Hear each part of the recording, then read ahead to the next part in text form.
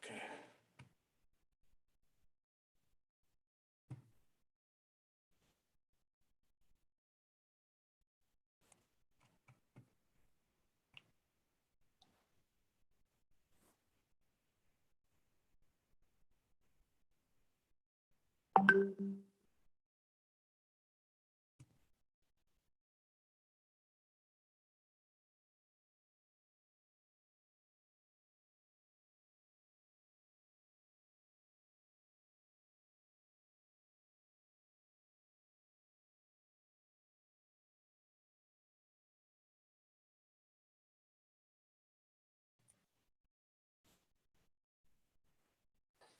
Yeah. Dr. Ram, good evening. So you're doing it live right now. Is there a way to start later?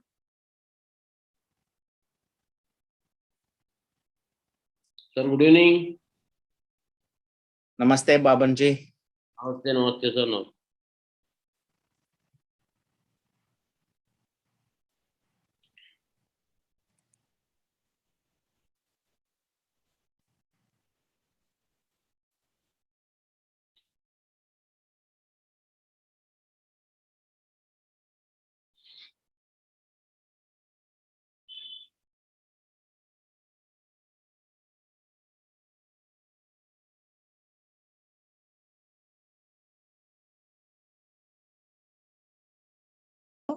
Shreya, Deepika is joining now. Hi, Shreya.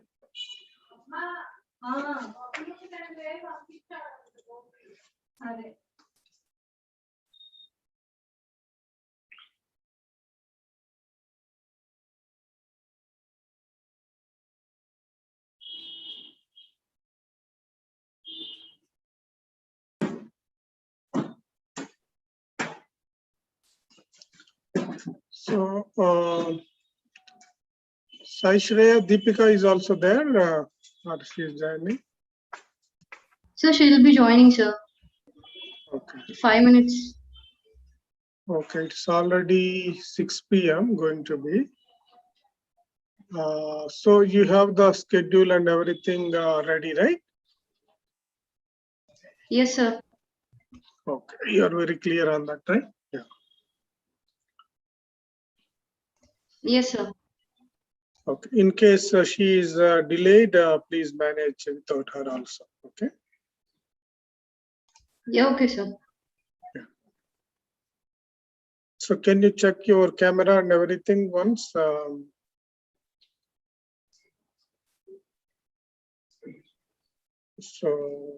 yeah. Is it audible, sir? Yes, it is good. It is good.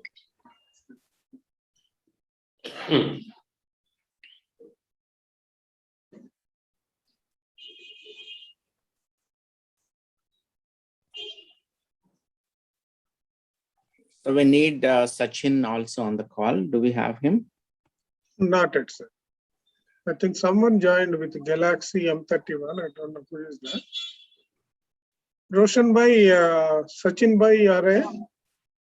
Madhu Nayak Goa ji sir. हाँ Ram sir बोलिए। सचिन भाई नहीं आया ना? हाँ वो join हो रहे हैं, कंप्यूटर से लैपटॉप से ज्वाइन हो रहे हैं। ठीक है।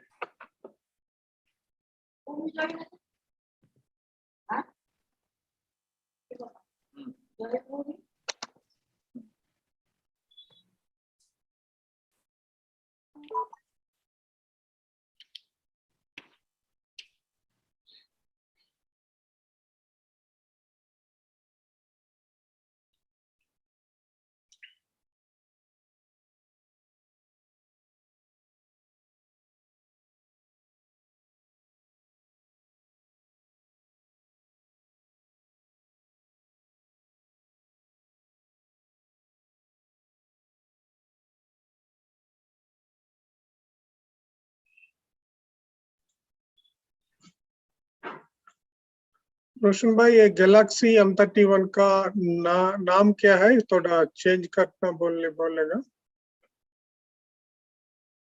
जी सर चेंज कर दूंगा मैं। ठीक है। गैलेक्सी 71 है, वो सिक्योरिटी लगाया हूँ कि कोई हैक नहीं करने को ना। अच्छा नहीं नहीं, ये गैलेक्सी M31 कोई ज्वाइन किए थे। नहीं सर, उनका नहीं पता कौन है। ओके। थोड़ा आपका नाम लिख लीजिएगा इधर, गैलेक्सी मधु नायक गोवा से। मधु नायक Goa. Madhu Madhu okay. Madhu Naik NAIK। Madhu okay, Madhu नायक।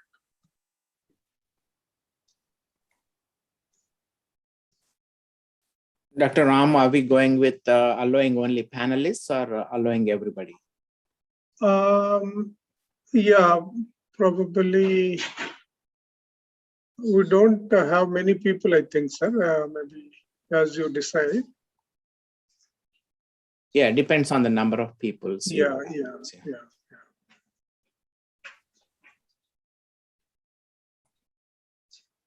रोशन भाई, आप तो को होस्ट का ऑप्शन दिए थे आपको मुझे, आप क्या कर रहे हैं, ये किसको आप ये सर राजूरकर सर को को-होस्ट बनाइए।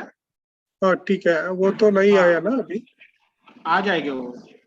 ठीक है। और किसी को एडमिट करना तो आप कर लीजिएगा, मुझे पता नहीं है ना किसको करना या नहीं। ओके ठीक है।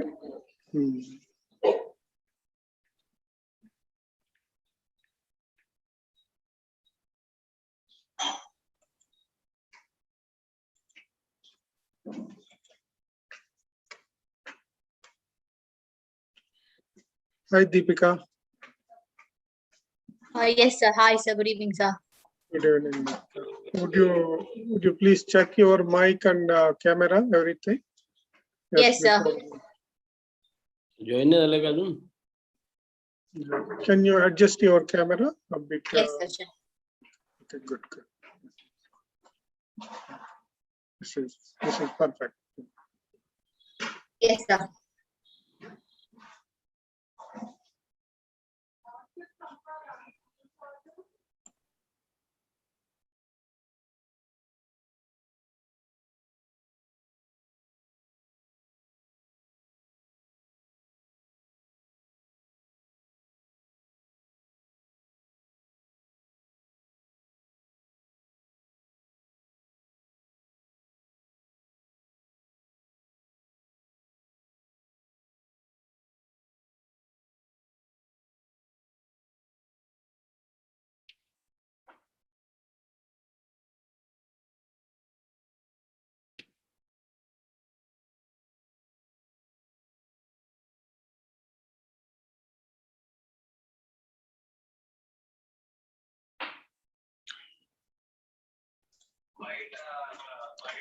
रोशन भाई, हम YouTube लिंक अभी तक नहीं भेज दिए ना लोगों को, आप भेज दिए थे क्या? भेज दिया सर, अभी भेजा। अच्छा, ये तो पूरा लोग आने के बाद करते तो अच्छा होगा। ठीक है, ये तो थोड़ा मैनेज करेंगे।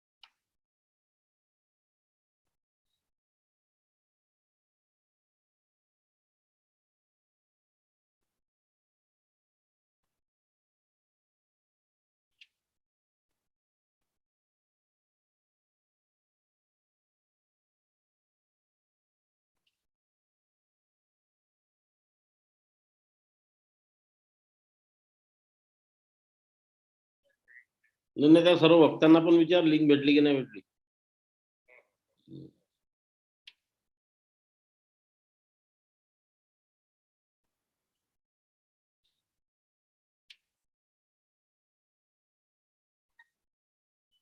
सर राठोड सर आलेले आहे.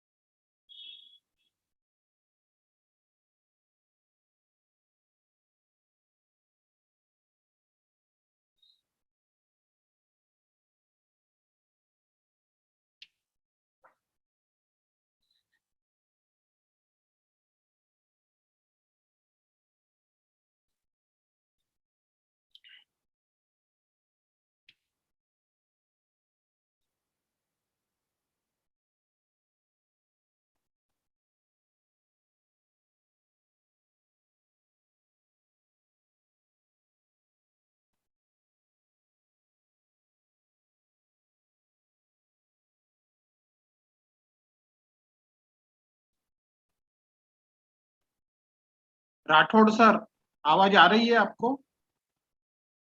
आपका माइक बंद है राठौड़ सर, आप माइक चालू कर दीजिए.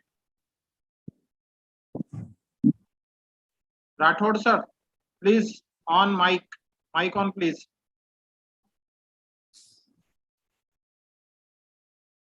जी बोलिए. अभी आवाज ही नहीं आ रहा है सर आपका.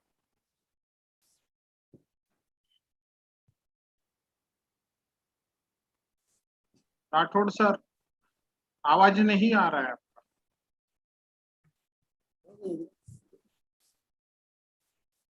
आपने हेडफोन लगाए होंगे तो निकाल लीजिए सर वो।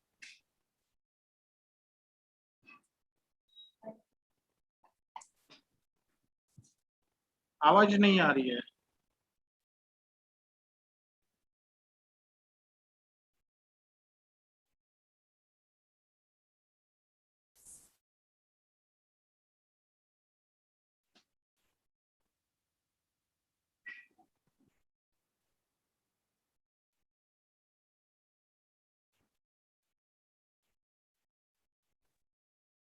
माइक ऑन कीजिए राठौड़ सर।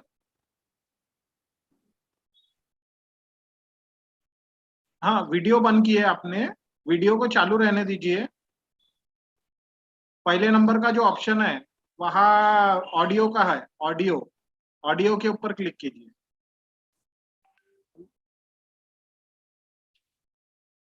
ऑडियो के ऊपर क्लिक कीजिए, आवाज नहीं आ रहा है।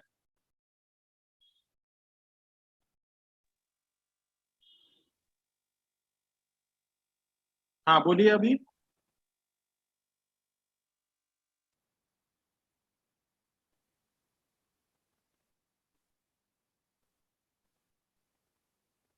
नहीं, आवाज नहीं आ रहा है सर, आप दूसरे मोबाइल से कनेक्ट कीजिए।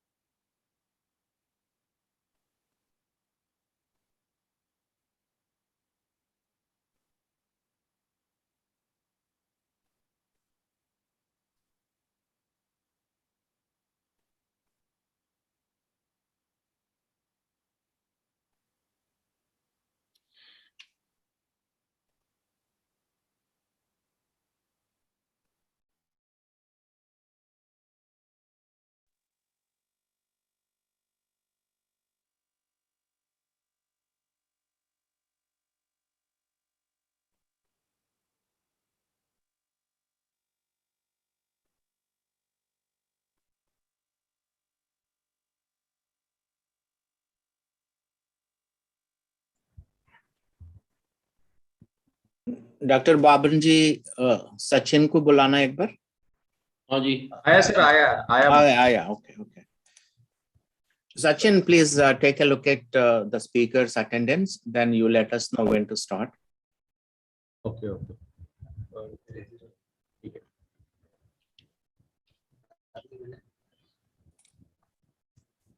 We are 15 minutes late already.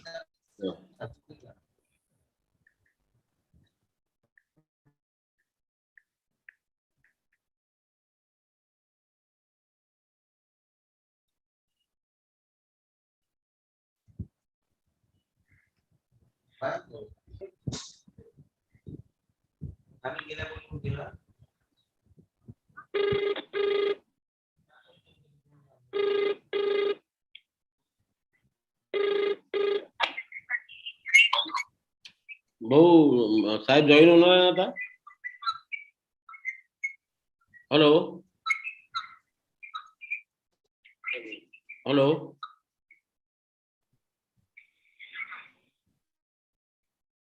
हाँ साहेब जॉईन होतील ना आता।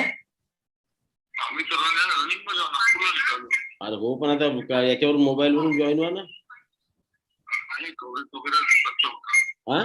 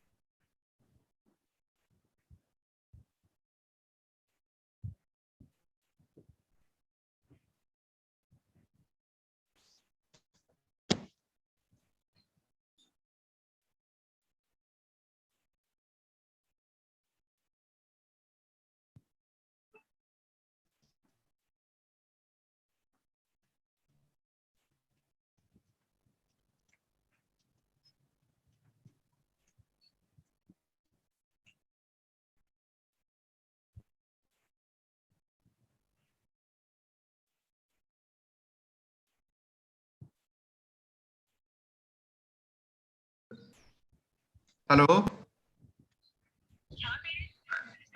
हेलो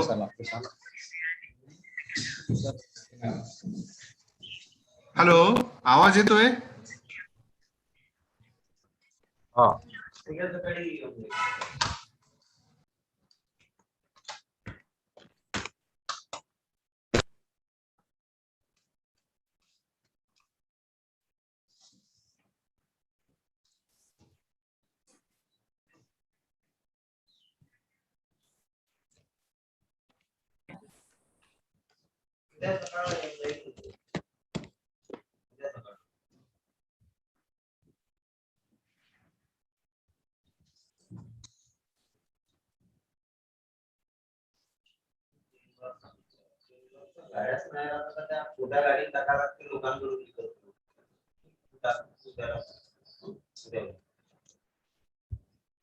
हो पण त्याला अडचण जात ना माझ्या स्वतःच्या घरात.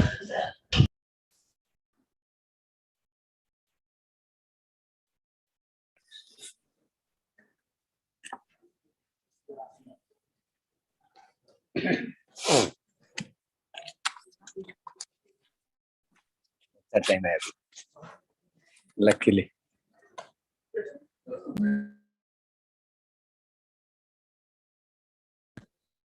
सचिन मेरे से शुरू हो रहा है ये? सचिन म्यूट में है आपने, आप म्यूट में है भाई साहब, आप म्यूट में है। हाँ sir sir sir sir sir मेरे से शुरू हो रहा अभी? नहीं वडट्टीवार साहब आ रहे, एक मिनट। अच्छा सब हो गए sir, 1 2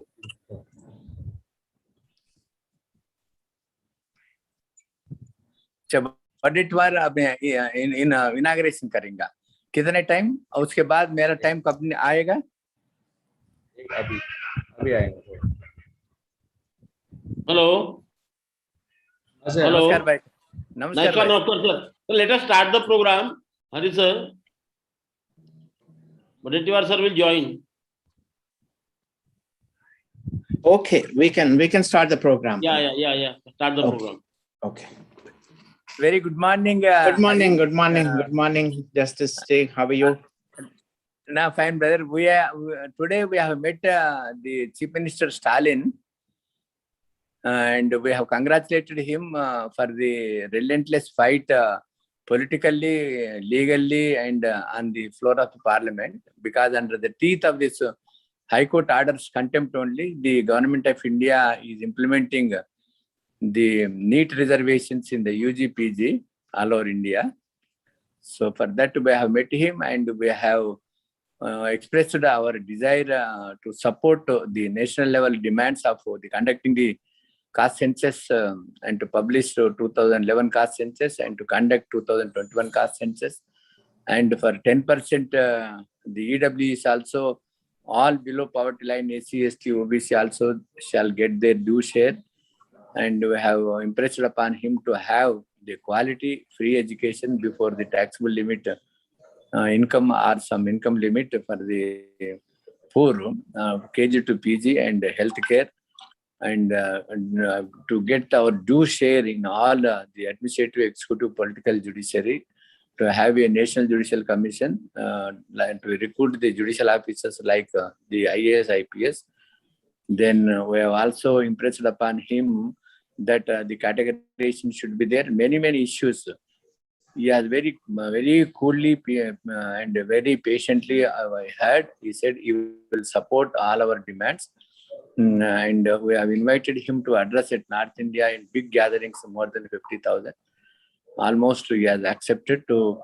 We asked him to lead the nation on the social justice, because the Tamil Nadu is very strong in the social justice. Today was very fruitful, the meeting with him.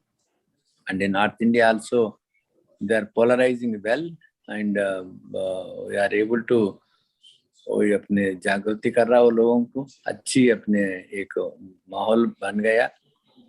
Then we on 25th, it was a great successful day to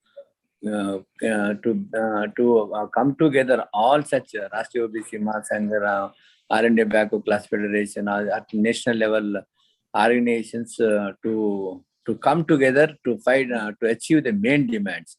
Every organization, independent, unique, separate, they have to work their own individual manner. But on main demands is concerned, we have to work together, fight together, and achieve. So that was the message. That was the message given. Everybody has received very positively, and there is a hope in entire North India that this Social Revolution Alliance will do something. Excellent, brother. It's a great report. You can share that again during your address also, so that everybody can hear that. Thank you so much. Now we will get started. Sachinji, everything looks good? Can we start? Yes? Okay. So, Shreya, you can introduce the host of today's program. Yes, sir. We're ready to go. Honorable Dr. Hari Ippanpalli is a financial services professional, an entrepreneur, and a philanthropist with a passion for healthcare, education, and the environment. His mission has been to transform youth into responsible citizens to establish a peaceful society for harmonious living. Dr. Hari Ippanpalli is serving as Advisory Council Chairman for the All India Backward Classes Federation, Chairman of Lead India Foundation, and Global Ambassador and Chairman of the JNTU Hyderabad Alumni Association. Dr. Hari Ippanpalli worked closely with the 11th President of India, Dr. APJ Abdul Kalam, on the Lead India movement in 2008. Dr. Hari Ippanpalli is a visionary, mentor, founder, and chairman of Lead India and the Liberty Foundation. He is advisor to Alternate Development Organization in Norway and the founding board member and serving as a vice president of Financial Policy Council, a think tank organization with a mission to connect Wall Street, Main Street, and Washington to promote entrepreneurship. It's my honor and privilege to welcome Dr. Hari Ippanpalli to deliver the welcome address. Thank you. Thank you very much, Saish, for a graceful introduction. Good evening, good afternoon, and good morning to my friends in US. Today, I would like to welcome all of you to this Rashtriya OBC Mahasangh 6th National Convention. Friends, August 7th is the historic day. After being neglected for 10 years, the Mandal Commission report was accepted by the National Front government led by Prime Minister late VP Singh on August 7th, 1990. The National Front government declared that it would provide 27% reservations to socially and educationally backward classes for jobs in central services and public sector undertakings. In his historic address, Prime Minister VP Singh said, "This is the dream of Dr. B.R. Ambedkar, Dr. Ram Manohar Lohia, and Tandai Periyar Ramaswamy." We are gathered here today through this global webinar to celebrate this historic day in presence of a galaxy of speakers, OBC supporters, and activists. OBC greetings and a warm welcome to our guest speakers today. We have Honorable Vijay Vadetwar, Minister of OBC Welfare, Maharashtra, Honorable Justice V. Ishwaraya, Chairman, Higher Education Judicial Commission of Andhra Pradesh, Honorable Dayanand Ganesh Narvekar, ex-Vice President of BCCI, Dr. Babun Rao Taiwade, National President of Rashtriya OBC Mahasangh. And we have a great person whom we're going to felicitate today, Honorable Dr. Narayan Munde, ex-MLA of Maharashtra, the President of Rashtriya OBC Mahasangh, Dr. Ashok S. Jevtode, and we have several guest speakers, including Dilip Mandal, ex-editor of India Today, Honorable N.T. Rathod, Working President, Akhil Bhartiya Tilak Sahu Mahasabha from Gujarat, and we have Honorable Karunanidhi, General Secretary of AIOBC Federation, and our General Secretary of Rashtriya OBC Mahasangh, Sachin Rajurkar, and we have several organization presidents from different states of India, and we have our working president of AIBCF of India, Hansraj Jangirji, and so many distinguished speakers who are joining us today, and also several organizations supporting us today: All India Backward Classes Federation, BC Welfare Association of Telangana and Andhra Pradesh, OBC Mahasabha, AIOBC Federation, National Forum for Enforcement of Social Justice, Most Backward Classes Federation, Pichhad Varg Vikas Manch, Rashtriya OBC Mahila Mahasangh, Rashtriya OBC Vidyarthi Yuva Mahasangh, Rashtriya OBC Karmachari Adhikari Mahasangh, Rashtriya OBC Mahila Karmachari Adhikari Mahasangh, OBC Morcha Punjab. There's so many people watching this live on YouTube and several other media channels. And I would like to thank you, our organizers today, MC Sai Shreya and Deepika, and also Dr. Ram Aruri for coordinating the technical support. Friends, the Mandal Commission, or the Socially and Educationally Backward Classes Commission, is called SEBC, was established in India in 1979 by the Janata Party government under Prime Minister Morarji Desai with a mandate to identify the socially or educationally backward classes of India. It was headed by BP Mandal, an Indian parliamentarian, to consider the question of reservations for people to redress caste discrimination, and used 11 social, economic, and educational indicators to determine backwardness. In 1980, based on its rationale that OBCs identified on the basis of caste, economic, and social indicators made up 52% of Indian population, Mandal Commission created a report using the data of 1931 census, which was last caste-wise census, and extrapolated same from sample studies. The Commission's report recommended that members of other backward classes be granted reservation to 27% of jobs under the central government and public sector undertakings. Through the report had been completed in 1983, the VP Singh government declared its intent to implement the report on August 7, 1990, leading to widespread of student protests. The youth went to massive protests in large numbers in nation's campuses, resulting in many self-immolations by students. Indira Sawhney challenged the Mandal Commission and government decision to implement it in the Supreme Court in front of 9-judge bench. After hearing both sides, the bench passed the act with a provision that maximum reservation can be 50% of the educational seats or job vacancies, and creamy layer of income will be applicable. Presently, the creamy layer limit is family income of Indian rupees 8 lakhs per year. Finally, it was implemented in 1992. Friends, India is a sovereign, socialist, secular, democratic republic to secure all of its citizens social, economic, and political justice, liberty of thought, expression, belief, faith, and worship, equality of status and opportunity, fraternity, assuring the dignity of individual, and unity and integrity of the nation. Constitution grants these privileges to every citizen of India, but in reality, justice is not served to the underprivileged and marginalized communities. Democracy is supposed to be by the people, of the people, and for the people. But today, a small percentage of people aristocracy and oligarchy is ruling the nation. Close to 55% of the OBCs, being the majority, are far from ruling the nation until and unless we rise to exercise our right to rule. To put an end to this social injustice, social reformers such as Sant Ravidas, Jyotirao Phule, Savitribai Phule, Sahu Maharaj, Sri Narayan Guru, Dr. Baba Saheb Ambedkar, Punjab Rao Deshmukh, Periyar Ramaswamy, Baba Amte, and many more dedicated their lives to educate and enlighten the backward classes for securing the social, economic, and political justice. Here, Rashtriya OBC Mahasangh demands, there are about 12 of them, I'm going to quickly read them. Conduct 2021 social economic caste census of the central states and publish for scientific categorization and periodical revision of OBCs, and for the planning of social, educational, economic, political development, and for the proper implementation of the reservations. Number 2, establish separate OBC ministry as central government. Number 3, eliminate creamy layer.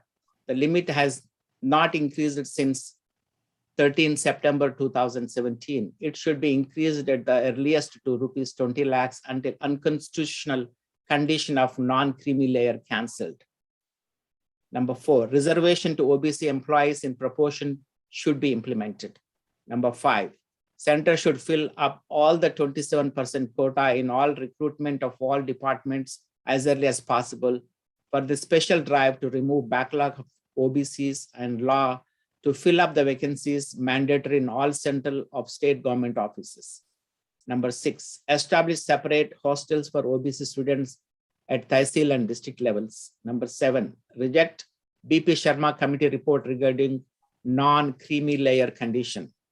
Number 8, imperative need to amend the Article 243D(6) and Article 243T(6) of the Constitution of India to rectify gross injustice to backward classes of citizens, depriving SEBCs of their fundamental right to reservation of seats in panchayat and municipalities, and for the offices of chairpersons shall be in proportion of the population of the OBCs to the total of 27%.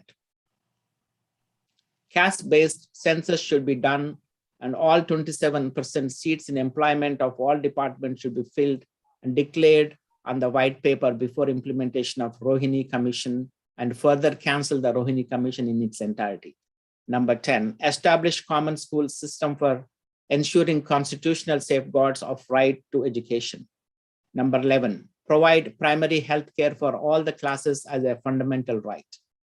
Finally, number 12, implement the recommendations of Mandal Commission, Justice V. Ishwaraya, Chairman of NCBC, and Professor Swaminathan Commission reports in toto for uplifting the backward classes. Friends, despite promise, no OBC category yet in census of 2021. Last time a caste-based census was conducted 87 years ago in 1931 by the British. Nearly a year after the Home Ministry announced that the census 2021 should have data for the other backward classes, the questionnaire prepared by the Registrar General of India does not have a column for OBC. It's time for us to fight to make sure that OBC is accounted for in a proper way based on the caste in 2021 census. Center moves to give state the power. The 127th Constitutional Amendment Bill 2021 cleared by the Union Cabinet sought to amend clause 1 and 2 of the Article 342A of the Constitution that pertains to the President's and Parliament's power to include or exclude or specify any tribe in consultation with the governor in case of states. The new amendment will insert a new clause called 342A(3), which will authorize states to maintain their own list. Under Article 340 of the Indian Constitution, it is obligatory for the government to promote the welfare of the OBC. Proposal for revision of OBC creamy layer income criteria under consideration by the government. This was responding to a question Minister of State for Social Justice and Empowerment, Ratan Lal Kataria, said a committee was constituted to make in-depth analysis of the reason for non-filling up of the reserved vacancies. Reservations in All India quota of NEET. SC has shown the way by balancing merit with equity. Narendra Modi-led India government declared 27% reservation for OBCs and 10% reservation for EWS students in the All India quota seats for admission to medical courses. The recent Health Ministry's decision will hopefully pave the way for implementing OBC reservations in all government departments and institutions such as IIMs and IITs.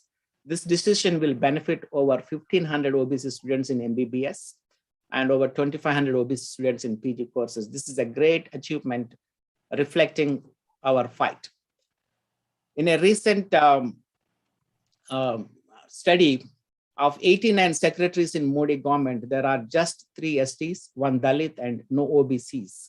Sometime back, Minister Jitendra Singh told Lok Sabha that higher entry age of SCs, STs, OBCs meant they retired before their batches came up for central government secretary posts. A majority of the secretaries are from the Indian Administrative Service. None of the secretaries belong to the other backward classes, according to the data compiled by the Ministry of Personnel, Public Grievances and Pensions. So this has to be addressed ASAP, as soon as possible. In a recent reshuffle of Prime Minister Narendra Modi's Union Cabinet, and inducted as many as 43 new ministers, the massive expansion brought into the fray of a number of different groups, including OBCs, women, and many young leaders. The new cabinet includes 27 ministers from the other backward classes, and 5 of them are cabinet rank. It's a very good sign. The governments are listening to our demands and they're acting very quickly. Friends, we have to go a long way to achieve true justice to OBCs until we form a government ruled by the OBCs. The Rashtriya OBC Mahasangh is doing a commendable service in awakening the OBC community to fight for their rights.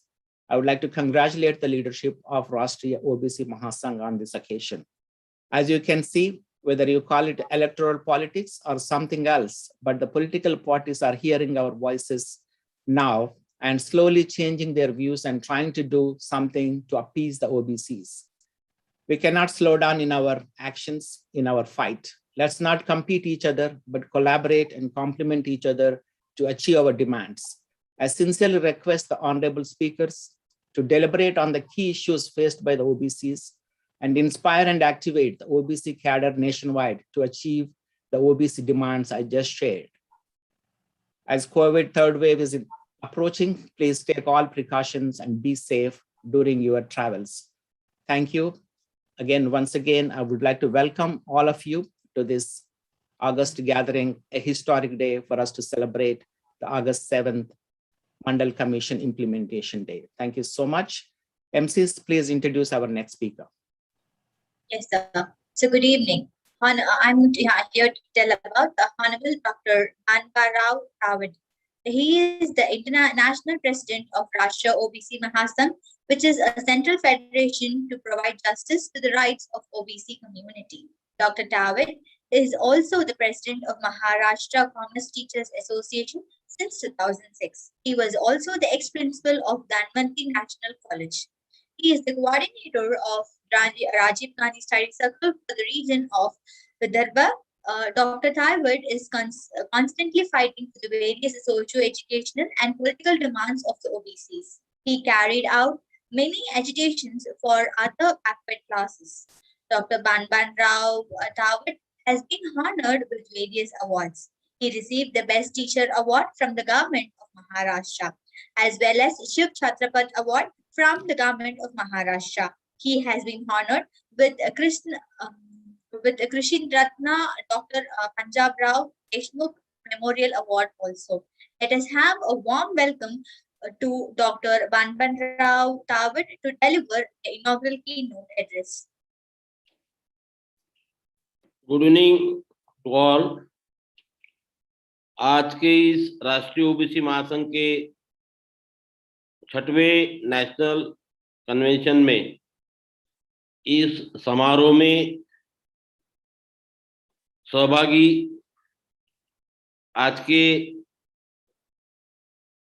इस महाधिवेशन के उद्घाटक अभी थोड़ी देर में join होने वाले हैं, हमारे महाराष्ट्र के ओबीसी मंत्री सम्माननीय विजय जी वडेट्टीवार, हमारे पूरे इंडिया के ओबीसी लोगों के और ऑल इंडिया बीसी फेडरेशन के सर्वस्वा जस्टिस वी ऐश्वर्या जी, हमारे गेस्ट ऑफ ऑनर आज के गोवा के माजी डिप्टी चीफ मिनिस्टर सम्माननीय दयानंद जी नार्वेकर, अभी अभी जिन्होंने इंट्रोडक्टरी स्पीच दिया वो हमारे सहयोगी अमेरिका के डॉक्टर हरि एपन्ना जी।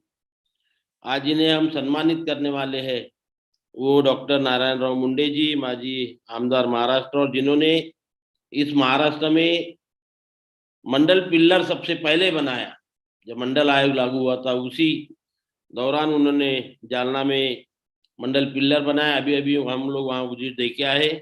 हमारे सहयोगी अशोक जी जीवतोड़े आज जो हमें मार्गदर्शन करने वाले हैं, ऐसे दिलीप जी मंडल, सम्मान्य एडवोकेट NT राठौड़ साहब, हमारे तमिलनाडु के ऑल इंडिया ओबीसी फेडरेशन के जी करुणानिधि जी, हमारे जनरल सेक्रेटरी सचिन राजूरकर जी, मेरे सहयोगी सम्माननीय खुशहाल Chandra ji Bopche, Hansraj ji Jahangir, जादुला Srinivas Gaur, Jaspal Singh Shivaji, Subhash ji Ghate, Madhu Naik from Goa, Potnakar Lakshmi Narayan from Telangana, Manjeet Rana from Delhi, Shyam Lede ji, Prakash Bhagrat ji, Chetan Shinde ji, Roshan Kumbhalkar, Sushma Bhatt madam, Rekha Barate, Kalpana Mankar and all office bearer of the Rashtriya OBC Mahasangh, Mahila महासंघ, युवा महासंघ, कर्मचारी अधिकारी महासंघ, और जो लोगों ने आज के इस अधिवेशन में ऑनलाइन में सहभाग लिया वो सभी मेरे ओबीसी भाई बहन सहयोगी, सबको मेरा जय ओबीसी, जय ओबीसी, जय ओबीसी। भाइयों, आप सभी लोग जानते हैं कि आज हमारा 6वां महाधिवेशन यहाँ ऑनलाइन संपन्न हो रहा है। इस अवसर पर ये 7 अगस्त यह दिन हमने पूरे इंडिया में मंडल दिन, ओबीसी दिन और राष्ट्रीय ओबीसी महासंघ का फाउंडेशन डे के नाम से आज सुबह से हमने हर्षोल्लास के साथ मनाया। और इसमें जिस जिन लोगों ने सहभाग लिया उनको मैं बधाई देता हूँ, और आज सहभागी सभी मान्यवरों को और पूरे भारत की जनता को इस ओबीसी दिन, मंडल दिन और राष्ट्रीय ओबीसी महासंघ का फाउंडेशन डे के उपलक्ष्य में सभी को मेरे तरफ से शुभेच्छाएं देता हूं। सबसे पहले हमारे साथ जितने भी ओबीसी ऑर्गेनाइजेशन इस देश में काम कर रही है वो सभी हमारे सहयोगी, अभी हमारे ऐश्वर्या सर जी ने बताया कि तमिलनाडु के chief minister Stalin sir, DMK party, हमारे करुणानिधि जी, पूरे भारत की ओबीसी संगठन और राष्ट्रीय ओबीसी महासंघ, ये 2016-17 से ऑल इंडिया कोटा में 27% रिजर्वेशन MBBS और MS में मिलना चाहिए इसलिए झगड़ रहे थे। बार बार दिल्ली में मिल रहे थे, हम लोग रिप्रेजेंटेशन दे रहे थे, धरना दे रहे थे। सभी लोग, ऐश्वर्या सर जानते हैं, सब करुणानिधि जानते हैं, हंसराज जानते हैं, हमारे सहयोग जानते हैं। उस संघर्ष को ये 29 तारीख को हमें यश मिला और सेंट्रल गवर्नमेंट ने ऑल इंडिया कोटा में 21-22 इस एकेडमिक ईयर से ऑल इंडिया में MBBS और MS में 27% रिजर्वेशन लागू किया। उसका नोटिफिकेशन भी निकल गया, इम्प्लीमेंटेशन हो रहा है। इसलिए ये सभी ऑर्गेनाइजेशन बधाई के पात्र है। तो इसलिए मैं सभी ऑर्गेनाइजेशन का थैंकफुल देता हूं जिन जिन लोगों ने इसमें सहयोग दिया। अभी सर ने बताया उस तरह से special thanks goes to Stalin sir, DMK party, Karunanidhi ji, हम तो है, ऐश्वर्या सर, हम साथ में, लेकिन ये सब लोगों ने जो लड़ा दिया और भारत के सभी ऑर्गेनाइजेशन लोगों ने मिलकर, सर ने भी जैसा कहा कि 25 तारीख को दिल्ली में सभी ऑर्गेनाइजेशन इकट्ठा हुए थे और सबने मिलकर एक साथ संघर्ष किया। एक साथ संघर्ष करने से क्या हो सकता है इसका ये ज्वलंत उदाहरण, और ये जीत हमारे लिए कोई छोटी जीत नहीं है, एक अच्छी जीत पूरे ओबीसी कम्युनिटी को हमें मिली है। इसलिए मैं सबको बधाई देता हूँ, सबको धन्यवाद देता हूँ। और अभी अभी पन्नापल्ली सर ने जैसा कहा, जो 12 डिमांड हम लोगों ने यहाँ रखी हुई है, ये सारी डिमांड पूरी करने के लिए फ्यूचर में हम सभी लोग एक साथ में काम करेंगे, ऐसी मैं उम्मीद इस ऑल इंडिया की ओबीसी ऑर्गेनाइजेशन और हमारे को सपोर्ट करने वाली सभी पॉलिटिकल पार्टियां, हमारे भाई लोगों से करूंगा। मुझे आपको बताते हुए गर्व होता है कि जैसा जैसा अभी पन्नापल्ली सर ने बोला था कि 7 अगस्त 1990 को मंडल आयोग की सिर्फ 2 रिकमेंडेशन हमें मिली, सम्माननीय वीपी सिंह जी के प्राइम मिनिस्टर होने के जब थे वो। उसके बाद भी आज हमें कितना संघर्ष करना पड़ रहा है कि टोटल मंडल आयोग की जो रिकमेंडेशंस थी that was not approved, only 2 was approved. तो इतना हंगामा इस देश में खड़ा हो गया था। फिर भी हम देख रहे हैं कि आज 2021 में हम लोग हैं, जो सुविधाएं हैं, सहूलत, फैसिलिटीज हमारे ओबीसी को कॉन्स्टिट्यूशन के आर्टिकल 340 के हिसाब से मिलनी चाहिए थी, वो नहीं मिल रही थी, हमारी कोई सुन नहीं रहा था।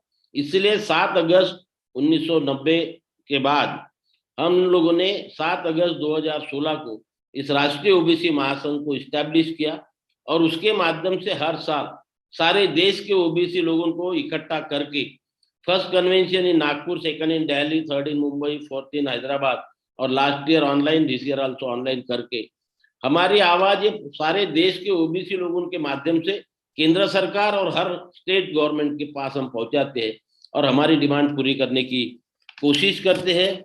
अपने सभी लोग इकट्ठा आने की वजह से मुझे आपको बताते हुए गर्व होता है कि अभी तक राष्ट्रीय ओबीसी महासंघ ने जो कुछ भी स्ट्रगल किया, स्टेट लेवल पे हो या सेंट्रल लेवल पे हो, अभी तक हम लोग हमारी जो डिमांड पूरी कर पाए, उसमें पहली डिमांड 2017 में नॉन क्रिमिनल 6 लाख से 8 लाख रुपए करवाई थी।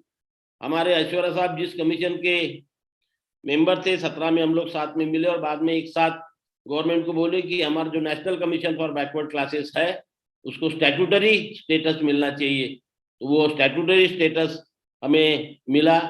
महाराष्ट्र में एक भी हॉस्टल नहीं था, अभी 36 और 72 हॉस्टल्स को लिए परमिशन मिल गई है, देखते हैं अभी कब शुरू होता है। स्टेट में 1st से 10th तक स्कॉलरशिप बच्चों को चालू हो गई, फॉरेन में जाने के लिए स्कॉलरशिप चालू हो गई है महाराष्ट्र में। अदर भी बहुत सारी डिमांड यहाँ पर है। सेंट्रल के जो नवोदय विद्यालय है, सैनिक स्कूल है, वहाँ पर रिजर्वेशन नहीं था, वहाँ चालू हो गया, अभी मेडिकल में चालू हो गया। इस तरह से महाराष्ट्र में हमारे महाज्योति नाम का एक इंस्टीट्यूट ओबीसी बच्चों के लिए स्टार्ट किया, जिसमें ओबीसी बच्चों को डिफरेंट एजुकेशन और प्रैक्टिकल और सर्विस के लिए उनको फ्री ऑफ कॉस्ट गाइडेंस दिया जाता है। इस तरह से मिल रहा है। और अभी लेटेस्ट आपको बताया कि मेडिकल में ये हो गया, लेकिन ये अभी 10% भी नहीं हुआ। हमको हर स्टेट और हर नेशनल यानी सेंट्रल गवर्नमेंट से झगड़ते रहना पड़ेगा। हर स्टेट की डिमांड स्टेट से और सेंट्रल की गवर्नमेंट सेंट्रल गवर्नमेंट से झगड़ते रहना पड़ेगा। और इसलिए सारे देश का ओबीसी जब तक के इकट्ठा नहीं आता, एक प्लेटफॉर्म पे नहीं आता और सरकार के सामने मुंडिया दिखाना जरूरी रहेगा।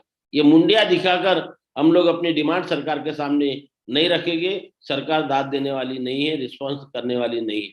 और अभी जैसा पन्नापल्ली सर ने यहाँ रखा हुआ कि आज के घड़ी में today present main demand is कि हमारा कास्ट बेस्ड सेंसस 2021 में होने वाले सेंसस में होना चाहिए।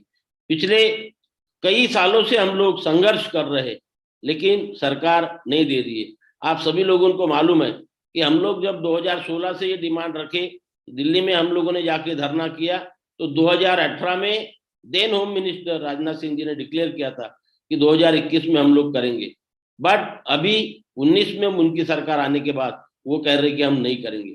मेरी आज भी आपकी आज के इस महाधिवेशन के माध्यम से सरकार से रिक्वेस्ट है कि अभी सेंसस चालू नहीं हुआ, तो ये सेंसस का जो भी फॉर्मेट होगा उसमें ओबीसी का एक कॉलम डाल के आने वाले सेंसस में ओबीसी का सेंसस कास्ट बेस होना चाहिए, करना चाहिए। हमारा 60% OBC we have, but still from the independence till now separate OBC ministry ये सेंट्रल में नहीं है। तो हमारा 60% ओबीसी को रिप्रेजेंट करने वाला ओबीसी मिनिस्ट्री हमारे सेंट्रल गवर्नमेंट में होना चाहिए, ये हमारी डिमांड है। नॉन क्रिमिलियर का अनकॉन्स्टिट्यूशनल कंडीशन, उसको इमीडिएट रिजेक्ट करना चाहिए, रद्द करना चाहिए। और जब तक रद्द नहीं होता तब तक ये 8 लाख रुपए का लिमिट 20 लाख रुपए करना चाहिए। ये भी हमारा राष्ट्रीय ओबीसी महासंघ का डिमांड है। आप सभी लोग उस पर लाइट डालेंगे। नॉन क्रिमिलियर के बारे में कंडीशन चेंज करने के लिए बीपी शर्मा कमेटी की रिपोर्ट बनाई, उसको इमीडिएट कैंसिल करना चाहिए, रद्द करना चाहिए। मंडल आयोग है, हमारा ऐश्वर्या साहब जब एनसीबीसी के चेयरमैन थे, वो अच्छी रिपोर्ट, अच्छे रिकमेंडेशंस उन्होंने किए थे, लेकिन उनके रिकमेंडेशन पे आज भी केंद्र सरकार ध्यान नहीं दे रही है। आज के इस महाधिवेशन के माध्यम से मैं सरकार से रिक्वेस्ट करूंगा कि सम्माननीय ऐश्वर्या सर के चेयरमैनशिप के अंडर में एनसीबीसी ने जो हमारे ओबीसी लोगों के वेलफेयर के लिए रिकमेंडेशन किए थे, that recommendation should be accepted and implemented immediately। नच्छीपन समिति है, स्वामीनाथन कमीशन है, इन लोगों के भी रिकमेंडेशन जल्दी से जल्दी यहाँ होना चाहिए। हमारे सबके विश्वस्त जिनको हम भगवान मानते हैं, महात्मा फुले एंड सावित्रीबाई फुले, आज इतना दिन हो गया उनको भारत रत्न नहीं मिल रहा है, तो ये लोगों को भारत रत्न मिलना चाहिए। ये भी ओबीसी महासंघ की बहुत पुरानी डिमांड है। ओबीसी एम्प्लॉइज को प्रमोशन में रिजर्वेशन नहीं है, तो पूरे इंडिया में ये रिजर्वेशन लागू होना चाहिए। आज सेंट्रल गवर्नमेंट ने में मोर देन 1 लाख पोस्ट कर रहा है, more than 1 lakh, that should be immediately filled up, setting special implementing special drive for the recruitment of OBC youth and fill up 27% reservation. और जैसे सर जब पन्नापल्ली सर ने कहा कि जब तक ये 27% पोस्ट फुलफिल नहीं होती, उसका व्हाइट पेपर पब्लिश नहीं होता, on the what base you are accepting the Rohini commission recommendation, तो तब तक ये रोहिणी कमीशन की रिकमेंडेशन इम्प्लीमेंट नहीं होना चाहिए या उसे कैंसिल करना चाहिए। ये भी हमारा नेशनल राष्ट्रीय ओबीसी महासंघ का एजेंडा है। आज पूरे देश में ओबीसी बच्चों के लिए हॉस्टल्स नहीं है, ये हॉस्टल इमीडिएटली सेंट्रल गवर्नमेंट और हर एक स्टेट गवर्नमेंट ने हर एक डिस्ट्रिक्ट लेवल पर और तालुका लेवल पर चालू करने चाहिए, जिसके कारण हमारे ओबीसी बच्चे एजुकेशन ले पाएंगे। आज मैं खुद प्रिंसिपल था, I am the witness, number of students Pannapalli sir get the admission, 2 महीना पढ़ाई करते हैं और आफ्टर 2 मंथ वो आके हमको बोलते हैं कि सर आई कैनॉट, मैं नहीं पढ़ सकता सिटी में because I didn't get the admission in hostel.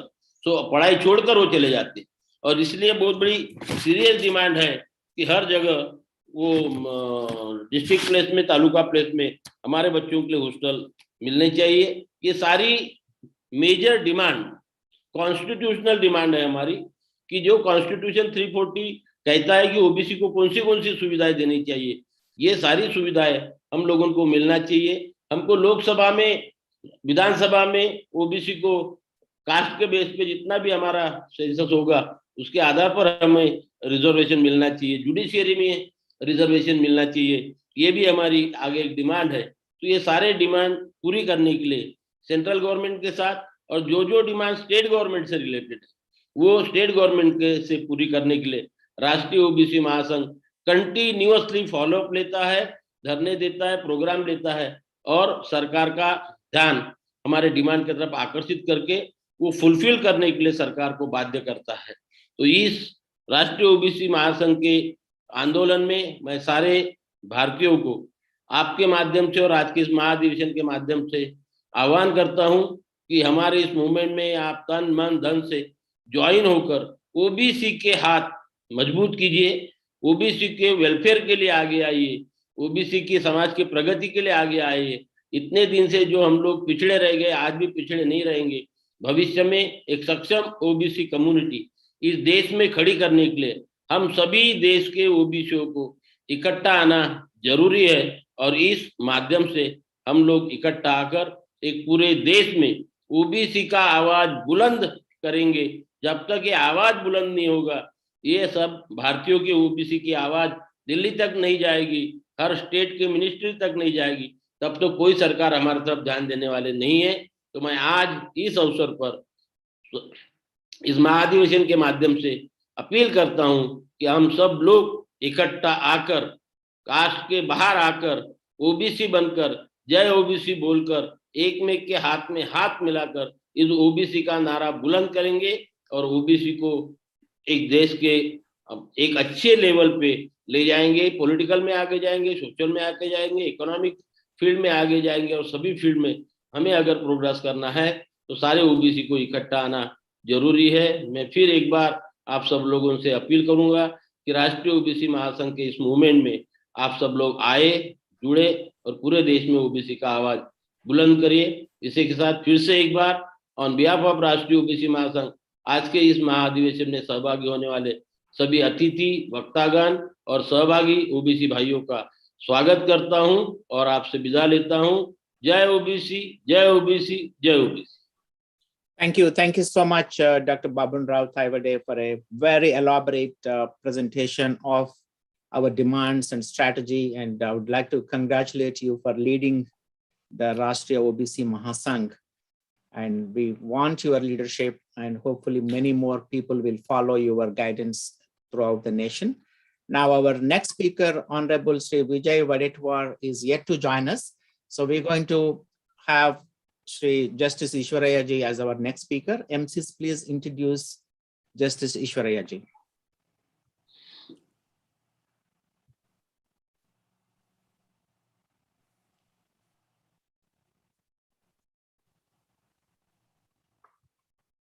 So let me introduce Honorable Sri Justice Ishwaraya, presently serving as the chairperson of Andhra Pradesh Higher Education Judicial Commission for the government of Andhra Pradesh.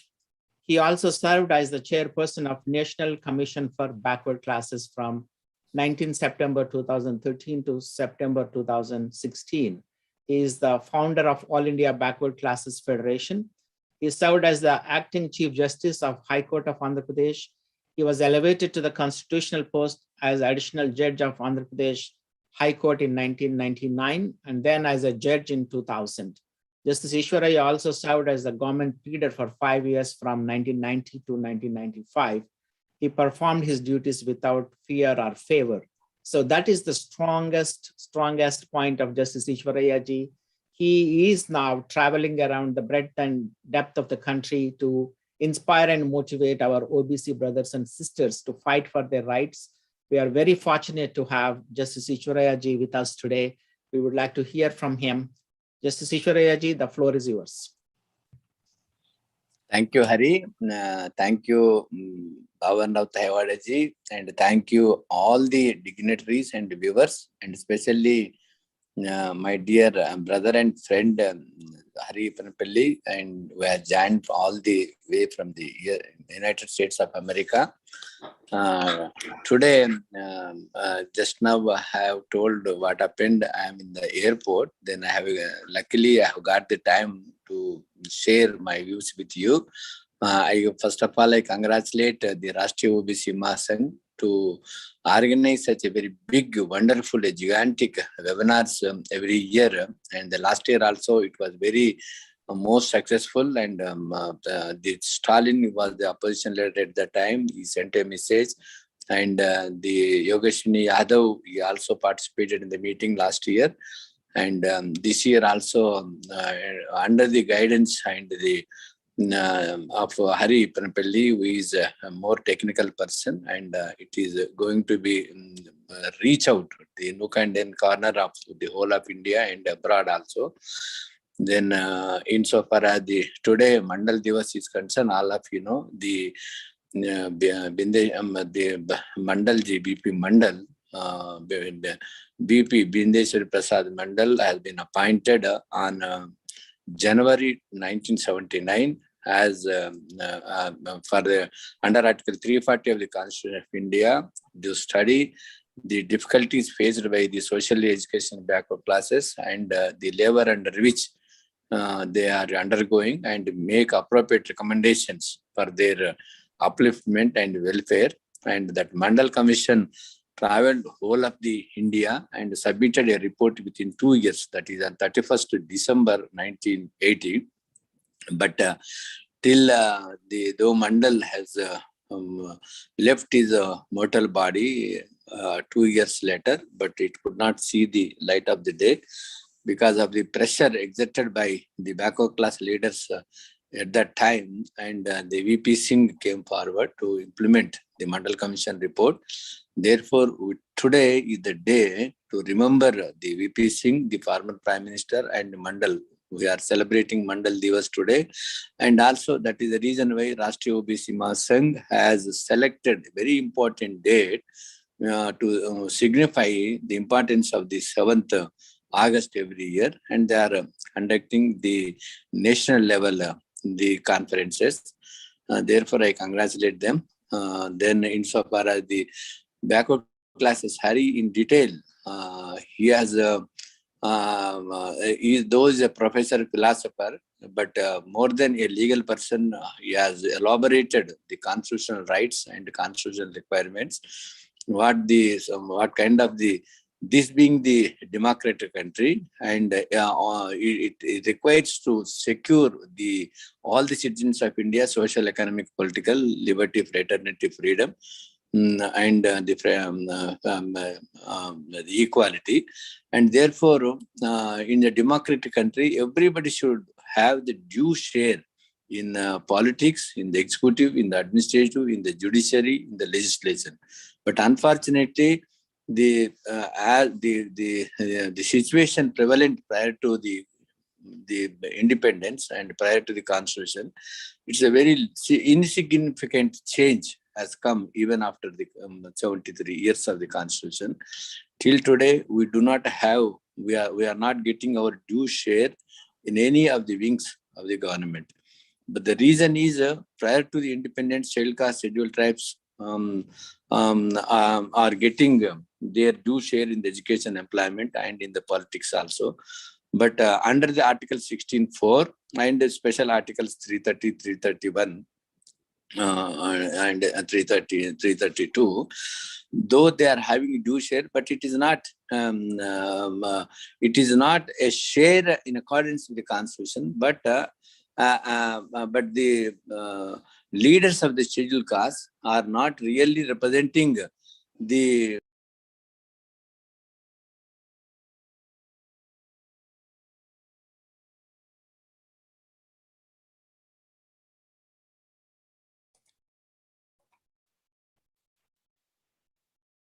Justice Ishwaraya ji, somehow we are not able to hear you. If you could adjust your microphone. Sorry. Now much better. Please go ahead. It has gone under the mute. I'm sorry. I have not noticed it. Just repeat last few seconds. Yeah. Okay. Then the Article 16(4) says the adequate representation for the backward classes. The backward classes under Article 16(4) means the scheduled caste, scheduled tribes, and socially educational backward classes. All put together are called the backward classes as explained in Indrasani versus Union of India. But adequate representation in proportion to population is being given for the scheduled caste, scheduled tribes. But in reality, in a democratic country, and they could not get the real rights in the education and employment also. Because the education, the government, though Mandal Commission report was accepted by the Supreme Court in the case of Indrasani versus Union of India, and the 27% reservations are sought to be implemented, and Supreme Court said you can't, while giving 27% reservations, you can't take away the with the other hand under the guise of the creamy layer. But that has been wrongly implemented under the guise of creamy layer. They have been taking every year from 1993 till today more than half of the 27%. That means they are de-reserving the 27% reservations and giving 10 to 14% also. Therefore, that my demand is, my emphasis is, whether it is 8 lakhs, 20 lakhs or Sharma Commission, that is immaterial. Don't de-reserve it. whatever criteria you adopt it, you give our due share and you fill up the backlog also. Backlog from 1993. So that should be our demand. How can you de-reserve? The scheduled caste, scheduled tribes, you are taking a special drive for the filling of the backlog. You should have then taken the special drive to fill up the backlog. You are not, every year you are taking our due share. Every year you are taking our due share and de-reserving 27%. Therefore, our main demand, we have to properly understand the demand, not small. That Sharma and it's not gratis, it is not a begging. Whether it is 20 lakhs, 30 lakhs, now you see for the government employees, suppose a person gets the promotion after 40 years, their salary and agriculture income is not taken account, though their income is more than 30 lakhs. So same criteria should be there for the private employment and elementary school teachers also. That's how every year they are deserving. Therefore, our demand and our emphasis should be, don't de-reserve single seat out of the 27%, give our due share. That is our demand insofar as 27% Mandal Commission reports are concerned. Education, there was no reservations till Constitution was amended in 2006, and Central Education Act was amended and started giving the reservations in the admissions of the education institutions from 2007 onwards only, because Article 15(5) was added to the Constitution. Therefore, without education, it's very difficult to get the employment and become eligible to get the eligibility in the employment. Therefore, without any reservations, they have started giving the reservations in the employment. Now, fortunately, we are getting the reservations in the admissions also. But unfortunately, the NEET examinations, they have and they used to take 50% of the PG medical seats for the central pool, and they used to deny the reservations for the backward classes, but they were used to give the scheduled caste, scheduled tribes. Therefore, our united fight, a relentless fight, then the Supreme, I have also filed, many others also filed cases in the Supreme Court, but Supreme Court, though counters were filed, and the government of India was saying they are not against the reservations, they are considering, but they are doing. But ultimately, under the teeth of the Madras High Court judgment and the contempt case, they have held the contempt, and on 19th, last year, writ petition was allowed, and they have filed contempt, and 19th July, they have issued notice, either you implement or prepare for punishment. Then 26th, they have stated that, then 26th of July, they have stated that till the reservations are given to the backward classes, don't fill up and don't conduct any examination, don't fill up, you can't make admission. Therefore, under the teeth of the Madras High Court, the government of India is implemented, but that will not satisfy the demands of the backward classes unless they conduct the socio-economic census. Why they are withholding the publication of 2011 census? Why they are not conducting 2021 census? Because they wanted to hide the truth and they suppress the truth. They wanted to suppress the reality because they doesn't want to know the plight of the backward classes all over India. So if it is known to the public, then backward classes will फिर वो लोग अपने जाग जाएंगा, जनजागृत हो जाएंगा, then लोगों को मालूम हो जाएगा, अरे इतना अन्याय हो रहा, इसका हिस्सा पूरा जो सवर्णों ने खा ले रहा. Therefore, they are fear of the revealing the truth. That is the reason why courts are saying, unless you conduct the empirical data, and and Maharashtra case itself, in the Vikas versus the state of the Maharashtra, Supreme Court held that without empirical data, there cannot be any reservations in the local bodies and the municipalities. And they have set aside the elections conducted, and they have kept it open also. That means this kind of courts are saying empirical data is required. Government is saying it is not our policy. So what is this kind of the attitude of the government of India? Therefore, we have to come together, and our other demands are, when 10% reservations are provided for EWS, On the communal reservations are not legal or constitutional under the constitution. All of us know in Madras, Chennai, there was communal reservations from 1924-27 onwards. That was struck down in 1950. That is the reason why constitution was amended, adding Article 15(4). Then you made communal reservations now for Savarnas, excluding SCs, STs, OBCs. Therefore, our demand also, you give to the 10% reservations to all below BPL. So below the poverty line, for all castes, forward, backward, SC, ST, everybody you should give. So that is our next demand. And our demand is our demand is to provide reservations, the free education in the free education KG to PG for the certain income level, that is below taxable limit under the Income Tax Act, or some criteria you put up. Therefore, the corruption will come down. Then people will get a good education and they can be placed abroad, as our friends and our near and dear are well settled in America and many other the states because of the education only. Therefore, education gives an employment. Education empowers the individual, family, the country. Therefore, education is most important. That is our next demand. And free health care for the poor, all poor. Then next, KGPT education, 10%. Then separate OBC ministry and allocate the budget in proportion to the population of the backward classes, so that the welfare and economic measures can be taken up. And that is separate ministry. It is a very shame on the part of the successive governments not to have the OBC ministry. When SC ministry, ST, and they have joined only in the social justice ministry, SCs and backward classes. But backward classes, no separate budget and no welfare and economic schemes, and to assist the education and health care. And the minimum support price also farmers, because farmers, India basically is a farming country, and many 70% of the village people are depending upon the agriculture. Therefore, minimum support price shall be given to the farmers. That is our next demand.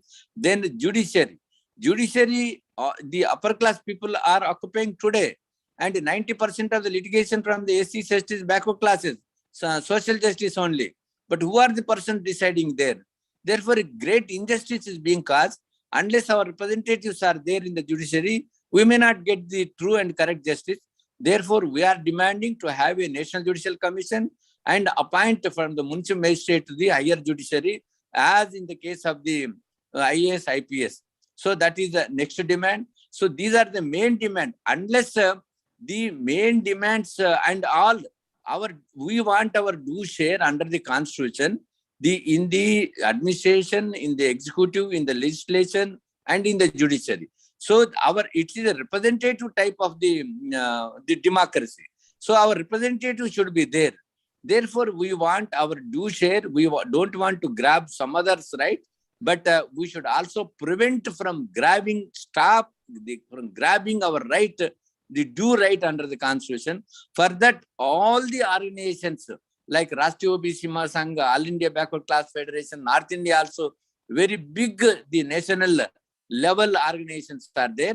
So that is the reason why the Social Revolution Alliance has been formed, and everybody has to fight and take the problems to the grassroots level, conduct the classes, training classes, educate each individual, and at the national level also, then unitedly and fight together, so that the government of India will recognize our strength and our mind and our pulses, and they may fulfill our desires. Unless they feel and they fear that without doing justice to the backward classes, our seats are not secure, we may not get power.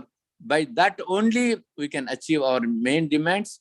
Thank you for giving me the opportunity. Thank you for one and all. Thank you, brother. Thank you, Justice Ishwarya ji. The key word here, our relentless united fight. I think if that message can go to the political parties and the current administration, I'm sure they will start working on the demands that you have put forth here. And I'm sure our united front will do that. Justice Ishwarayaji, thank you for sharing your valuable message and also enlightening us with various constitutional rights we have and why we are not able to secure them until and unless we are united. I think the key message is relentless united fight. Thank you so much. Our MCs, let's introduce our next speaker, Honorable Shri Dayanand Narvekar. Honorable Shri Dayanand Narvekar earned his LLB degree from Copper University in the 5th position. He worked for the Food Corporation of India as assistant from 1971 to 1974 and left his job in 1975 and started legal practice in Bombay. He was nominated by MGP as its candidate from Aldona constituency and won by 440 votes, wresting the seat from UGTP in 1977. After general elections in 1980, he became the cabinet minister for law and judicial, labor, food and civil supplies. He initiated a scheme like one job in family, courts in each taluka, district courts in each district, etc. He has been member of Goa Legislation Assembly when he was 30-year-old and has been associated with Goa Union Territory to make Goa as a full-fledged state.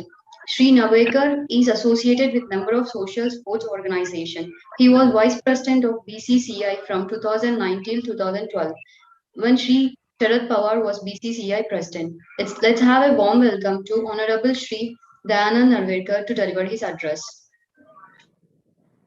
Namaskar. It's a pleasure to meet all of you, and I congratulate National OBC Mahasangh for organizing All World Conference today. Today's day is very important.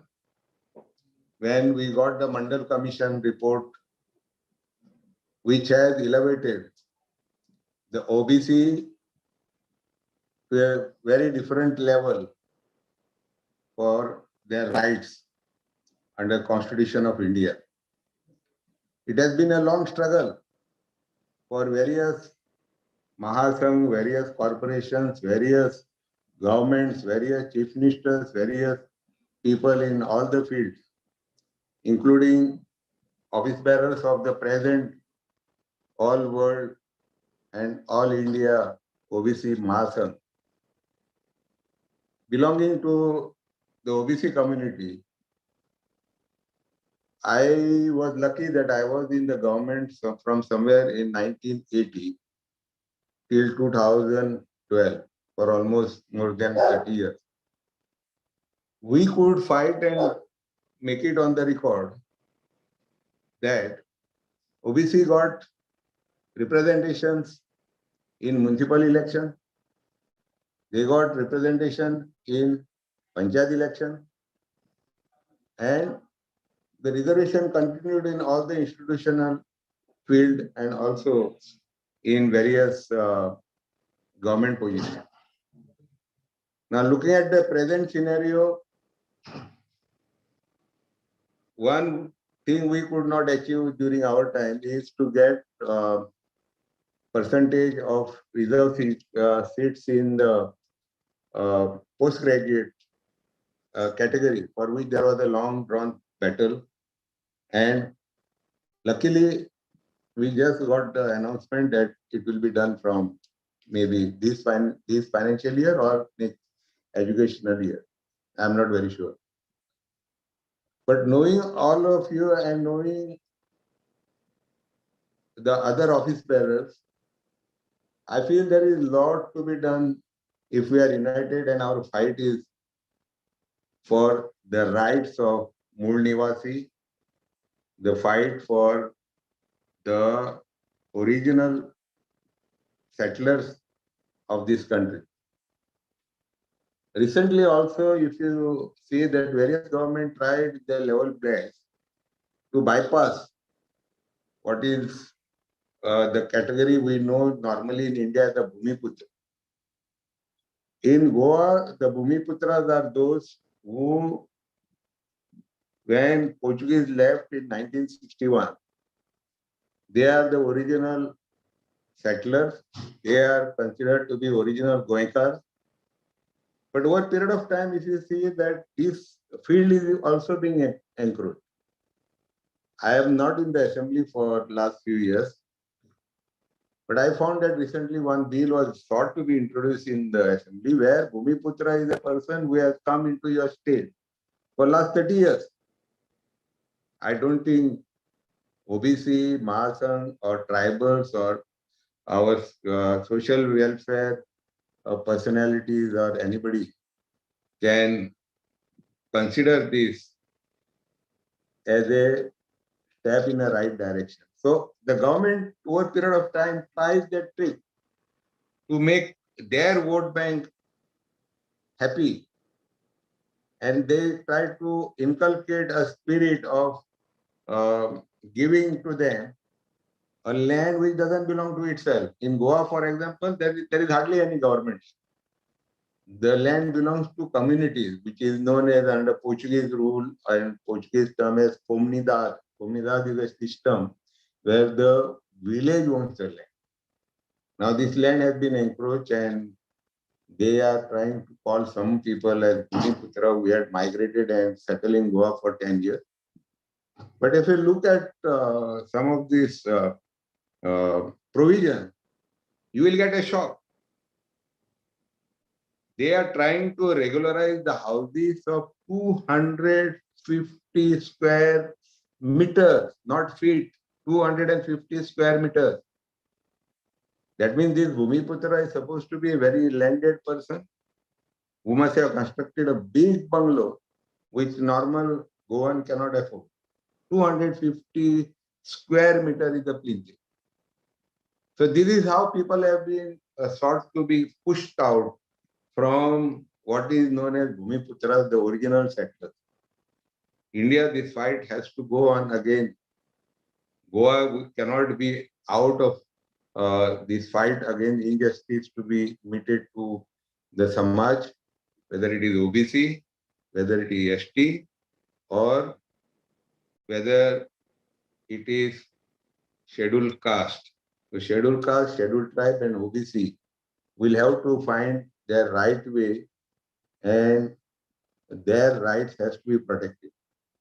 I was told that in Goa, OBC Commission has not, the chairman of the OBC Commission has not been appointed.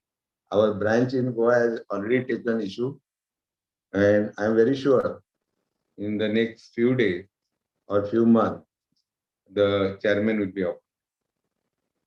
I congratulate all of you for having come together on this auspicious day.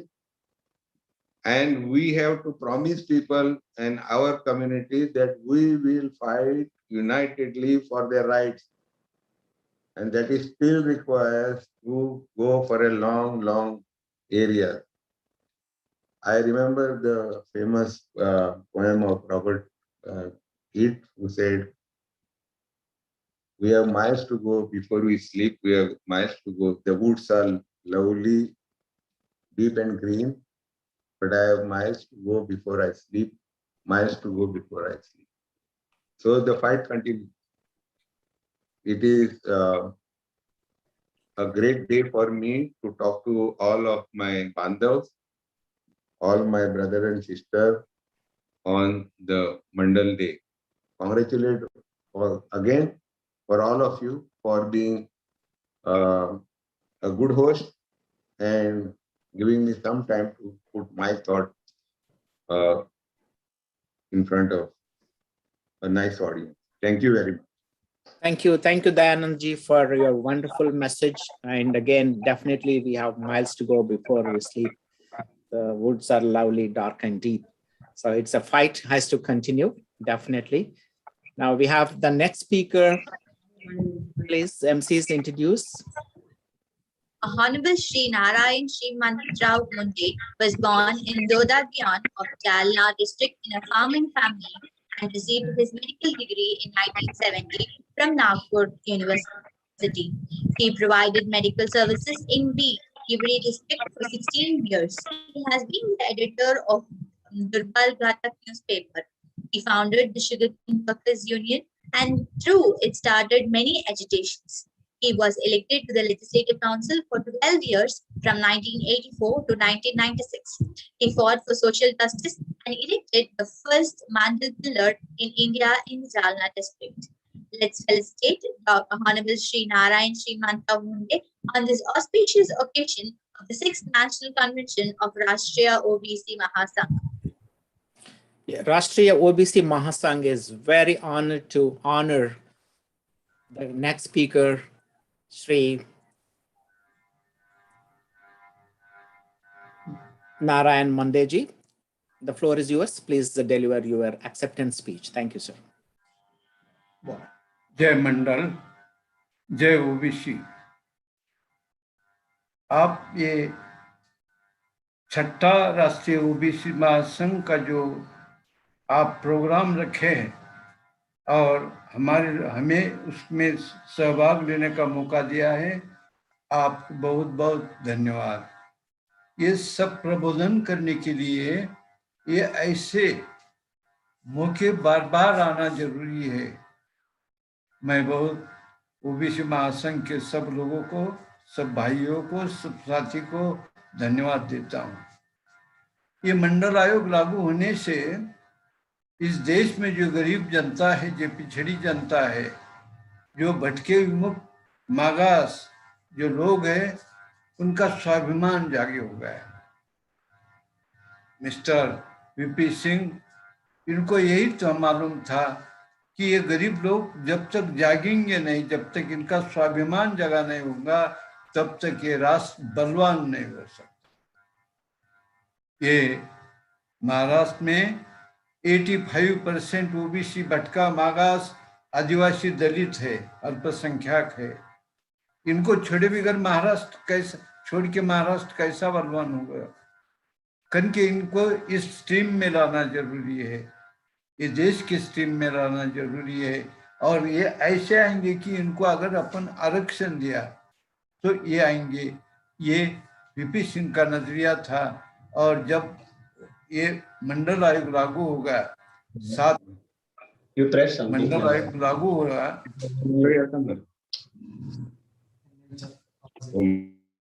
हाँ मंडल आयोग लागू हुआ है। सुने आता, आवाज आ रही है sir? Yes, Sir? yes, we can hear you. Please continue. या तो लागू होने से लोग जागे हो गए, ओबीसी के लोग जागे हो गए। लेकिन ओबीसी के देश में 6000 जाति है, महाराष्ट्र में 415 जाति है। ये जाति तो एक जगह नहीं आ सकती, हर जाति अलग अलग लड़ती है आपस में, अडानी है, अज्ञानी लोग है। तो ये एक जगह लाने का कारण था कि ये मंडल आयोग का मंडल स्तंभ हमने जो खड़ा किया, उसका मकसद एक ही था कि सब मिलके अगर कुछ मांगे तो मिलेगा, नहीं तो नहीं मिलेगा करके मुझे ये मंडल स्तंभ 19 साल पहले हमने खड़ा किया, लोकार्पण किया। और सब लोगों को जागरूक प्रबोधन करने का हमारा काम चालू है कि आप अगर इकट्ठा हुए तो आपको कुछ मिलने वाला है, अगर इकट्ठा नहीं हुए, ये तो मनु की चाल है, मनु आरएसएस की चाल है। वो अपने को अलग अलग करके ये अपना हक छीन रहे हैं। महाराष्ट्र में 85% ओबीसी, दलित, मागास, ये आज भी पिछड़े हैं, बहुत पिछड़े हैं। और अभी तो उनका आरक्षण भी, पॉलिटिकल आरक्षण भी निकला गया है। महाराष्ट्र में 56,000 जगह ये पॉलिटिकल आरक्षण की स्वराज्य संस्था, ग्राम पंचायत, ये सब चली गई है। और ये जाने से ये बड़े लोग जो ऊपर अपर कास्ट के लोग हैं, जो गरीब आदमी उस चेयर पे बैठता, उसका गुस्सा है उनको, उनके आरक्षण की फिक्र नहीं है। लेकिन ये गरीब पिछड़े अगर ये चेयर में बैठे तो अपना अपमान है, ऐसा उनको लगता है करके हमारे अधिकार उन्होंने निकाल के लिए। हमारी एक ही मांग है, जातीय न्याय जनगणना करो। जातीय न्याय जनगणना अगर किए तो हमारा हक हमें मिलेगा। हमें अगर गिनाच नहीं तो हमारे नाम पे बजट कैसा आएगा, हमारी योजना कैसे आएंगी। स्वतंत्र के पहले हजारों साल से हम कुचले गए, दबाए गए, और स्वातंत्र मिलकर भी 75 ईयर्स हो गए, अभी भी कुछ न दे रहे। ये बहुत बड़ा अन्याय है। ये लोग ये अब बड़े लोगों के पांव के नीचे दब गए, उनको बाजू निकालना जरूरी है करके ओबीसी को अब संघर्ष करना चाहिए। आज हमने पहले मंडल दिन पे मिनिस्टर आए थे वडेंटीवार जी, उन्होंने वो प्रोग्राम हमने किया सब मिलके 10,000 5,000 लोग मिलके। तो इसका मतलब है कि आप लड़ो, संघर्ष नहीं करोगे तो आपको नहीं मिलने वाला। और ये गवर्नमेंट ये तो संघर्ष करने वालों को देशद्रोही कहती है। संघर्ष कैसा करेंगे? शासन के खिलाफ सच बात भी हुई बोले तो देशद्रोही कहते हो। ये बहुत ही मुश्किल का टाइम है। हम मांगने से कोई अपने को कोई देने वाला नहीं है करके हमने सोचा है अभी 1 जनवरी तक आप हमारी मांगे पूरी नहीं करेंगे, हमारे हक, हम छिने हुए हक तुमने हमको नहीं दिए, तो हम पूरे भारत में असहकार यानी उस गवर्नमेंट लोगों को बड़े बड़े प्रस्तापित लोगों का सहकार नहीं करेंगे, उनका काम नहीं करेंगे। महाराष्ट्र में दलित ओबीसी जो देहात के लोग हैं वो लोग सब शहर में गए काम करने के लिए, तो देहात की जो खेती है सब पड़ गई है। तो ये देहात के लोग बोलते हैं छोटी सी बात है, अपन उनके साथ सहकार करो वो सब खत्म हो जाएगा। लेकिन ये राष्ट्र तो भी हो सकता है, राष्ट्र के लिए ये जनता काम नहीं करेगी तो ये गलत बात है, हमको जस्ती नहीं। इसलिए हम कहते हैं कि अरे वो पहले राष्ट्रीय जनगणना करो, जातीय न्याय जनगणना करो, ओबीसी का फॉर्म उसमें रखो। अगर नहीं रखोगे तो फिर हमको ज्यादा गुलाम बनने की आप कोशिश करेंगे तो हम संघर्ष करेंगे। 85% लोग अगर संघर्ष करने को उतरे, मैदान में उतरे, तो क्या हो जाएगा? देहात में लड़ाई हो जाएगी। देहात में अपर कास्ट ओबीसी ये इनमें लड़ाई चालू होगी। ये कोई ठीक बात नहीं है, राष्ट्र कमकुवत होने का बात है। जब ओबीसी को कोई सत्ता मिली थी तब मंडल मिला तो वो कमंडल चालू किया ना लोगों का, अपने पास अपना इतिहास है। ये कोई आप भी देखे होंगे, मंडल लागू किया तो कमंडल लेके निकले ना हो भाजपा के लोग, अभी भी अपने सामने अपने को सब मालूम है। तो ये करके हम बोलते कि अभी मंडल इसीलिए खड़ा किया, ओबीसी के लोग गरीब अज्ञानी रहे, वो न भूले कि अपने को मंडल आयोग मिला था। और ये जो मंडल खड़ा किया है हमने औरंगाबाद बीड हाईवे पे, वो मंडल इसीलिए खड़ा करा कि वो याद करेंगे, वो नमन करेंगे। वहाँ वो नमन करने को आते हैं कि नहीं अपने को मंडल ये सब सुविधा मिली थी, वीपी सिंह ने भी दी थी। मैं एक बात बोलना चाहता हूँ, ये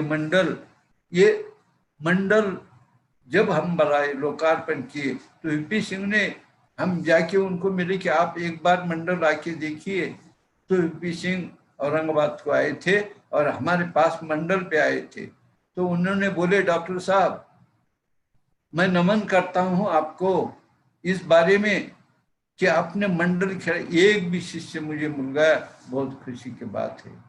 जिसके लिए मेरी खुर्ची चली गई वो मेरे साथ नहीं है, इसका मुझे कोई दुख नहीं। मुझे दुख है इस बात का कि जो लोग स्वाभिमान नहीं रखे, वो रखना जरूरी है, मुझे उस बात का दुख है। और आज भी हम ये कहते हैं कि जब तक स्वाभिमानी ओबीसी लोग जब तक आगे नहीं आएंगे, अपने हक नहीं मांगेंगे, उसके लिए नहीं लड़ेंगे, तो हमारा सब आरक्षण चले जाने वाला है। हम तो गरीब आदमी इलेक्शन को पैसे खर्च करके लड़ने, ये हमारे हाथ में नहीं। हम तो एक ही फार्मूला रखा है लोगों के सामने कि ओबीसी का मत ओबीसी को, नहीं तो दलित आदिवासी अल्पसंख्यकों को, जो बड़े लोग हमको कुचलते हैं उनको अपना वोट देना नहीं है। जैसे सांप को दूध पिलाते और उसका विष बनता है, वैसा ही होता है। इनको दूध मत पिलाओ और विष मत बनाओ। तो आज हम लोगों के सामने कहा, और हमने जानने में वो ये किया सब तो गरीब आदमी चुन के आ गया और मिनिस्टर 100 करोड़ रुपए खर्च करके वो पराभूत हो गया। तो जब तक ओबीसी सत्ता में नहीं आता तब तक उसको कोई मिलना नहीं। हमारे महाराष्ट्र में अपर कास्ट के 185 एमएलए है महाराष्ट्र में, और SC ST के 62 है, ओबीसी के 15-20 है। जो ओबीसी 85% है महाराष्ट्र में, तो ये बटा हुआ ये सब जाति जनजाति ये एक नहीं होते। हमारे मराठी में बड़ी अच्छी है ज्ञानेश्वरी में कि कास्ते कास्ट मथिजे तेथे वन्नी एक उपजे आणि तेने कास्ट जात जाळीजे प्रज्वलिले। लक्कड़ पे लकड़ी घसती है तो संघर्ष होता है, और संघर्ष होने के बाद अगर अग्नि होता है तो दोनों लकड़ी को जला देते हैं। वैसे ओबीसी की आदत छोटे छोटे टपके है। इसीलिए ये जरूरी है कि सत्ता में चलो, सत्ता में अगर चले तो आपको कुछ मिलने वाला है, और सत्ता में तो नहीं है, फिर सत्ता में कैसा जाएंगे। तो इसीलिए हम बोले कि हमारा वोट हमको, अब बड़े लोगों को वोट नहीं, अपर कास्ट को वोट नहीं, ये शासन ये कोर्ट ये सब हमारे साथ नहीं, ये बड़े लोगों के साथ है। एक 10% आरक्षण का जो सवाल था, वो 10% REWS का वो कभी चर्चा नहीं हुई। वो सभागृह में लाया लोकसभा में और पास कर दिए, और हम मांग रहे हमारा आरक्षण, लड़ रहे, हमारे बली जा रहे हैं उसमें, लेकिन हमारी मांग इस देश में कोई सुनता नहीं, कोई काम करता नहीं उसके लिए। जो बोलते हैं कि हम ओबीसी है, ये तो गलत बात है। अगर आप समझ सकते हैं बगल टिकोरे बोले तो बगल में एक रूल है छड़ी, वो रखते हैं और कोई सामने आए तो उसको मार देते, उसको बगल टिकोरे। ये महाराष्ट्र में और ये देश में ऐसे बगल टिकोरे होने के बाद ये हमारी ओबीसी की मूवमेंट सब कुचलाते हैं, कुचल देते। तो हमारे पास ओबीसी को एक ही बात बाकी है कि अब संघर्ष करना है। आज हमने कह दिया है मंडल स्तंभ पे जो रैली हो गई बड़ी 10-5 हजार लोग की, और उसमें मिनिस्टर आए थे, हम बोले 1 जनवरी तक हम आपको मुद्दत देते हैं कि हमारी जो आरक्षण है वो पुनर्स्थापित करो, नहीं तो 1 जनवरी से हम असहकार, आपको असहकार, महाराष्ट्र शासन को और केंद्र शासन को असहकार करेंगे। यही कह के मैं जय मंडल, जय OBC.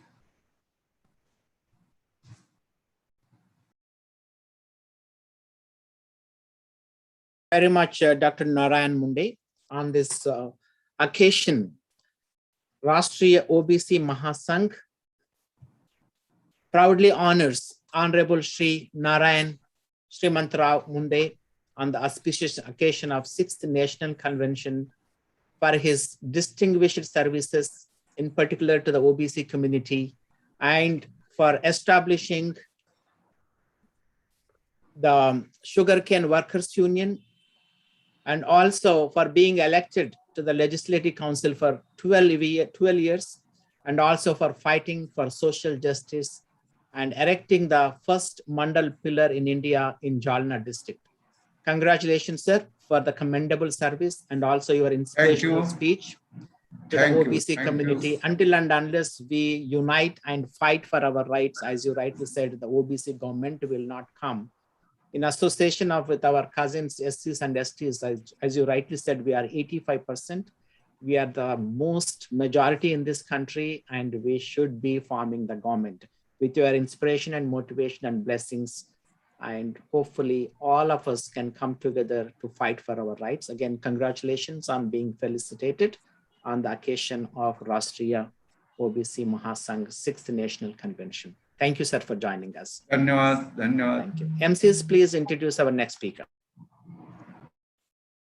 Honorable Shri Dilip C. Mandal is a senior journalist, started journalism with Delhi edition of Dainik Jagran. Post that, he was with Jansata's Kolkata edition. He did print journalism with India Today, Dainik Amar Ujala, and Interpress Service. He has done editing, did election and parliament coverage. He has occupied positions such as associate producer, assistant editor, and senior producer at TV news channels like Aaj Tak, G News, and Star News. He has worked as executive producer and at CNBC Awaaz.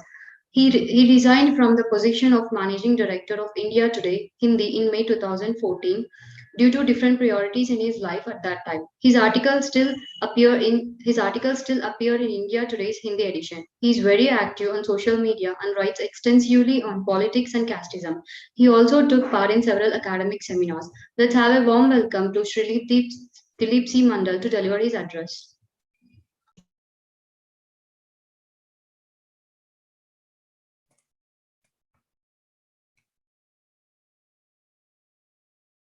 Dilip Mandalji, please unmute and start speaking, sir. You are muted right now. All right. So, congratulations OBC Mahasangh for organizing this conversation, and I would like to thank you all for being here and having me for this discussion. So, this is a very important day in a sense that on this day, 3 decades back, exactly 30 years ago, Mandal Commission, one recommendation of Mandal Commission was implemented by then our Honorable Prime Minister BP Singh, and with that, a new era of awareness and awakening and empowerment actually has ushered in India, and I say it Mandal era, and if somebody asks me to demarcate and to distribute or to have to decide and to tell which are the 2 major epochs of Indian history post-independence, then I will say it pre-Mandal and post-Mandal. And 7th August, this day, 1990 was the day when this demarcation actually happened. So this is very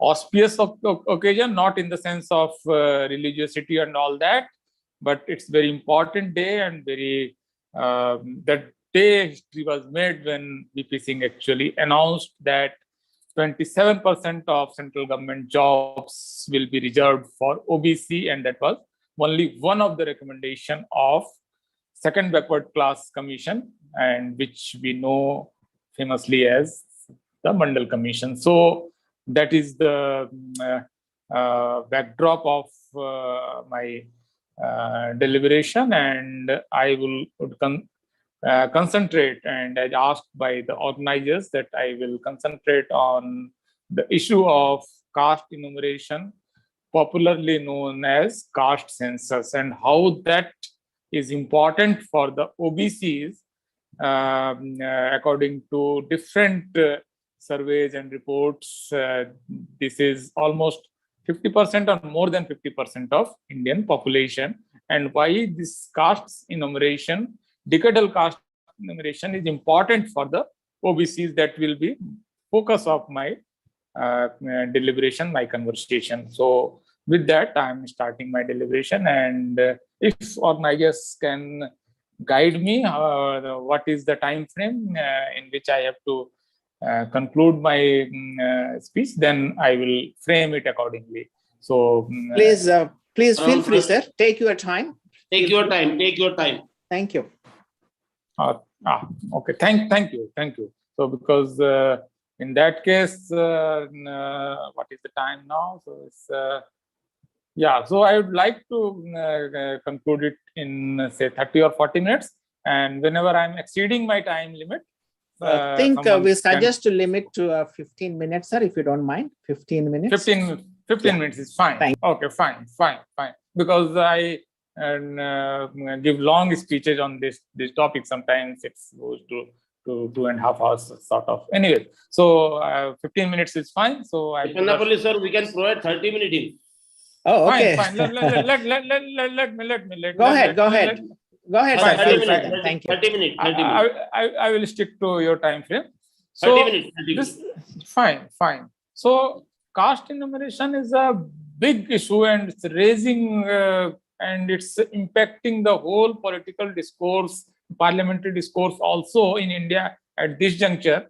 And Delhi is abuzz with this whole conversation of caste enumeration and how and why and what are the pitfalls and what will happen after this caste enumerations. Everybody is discussing it, sort of thing.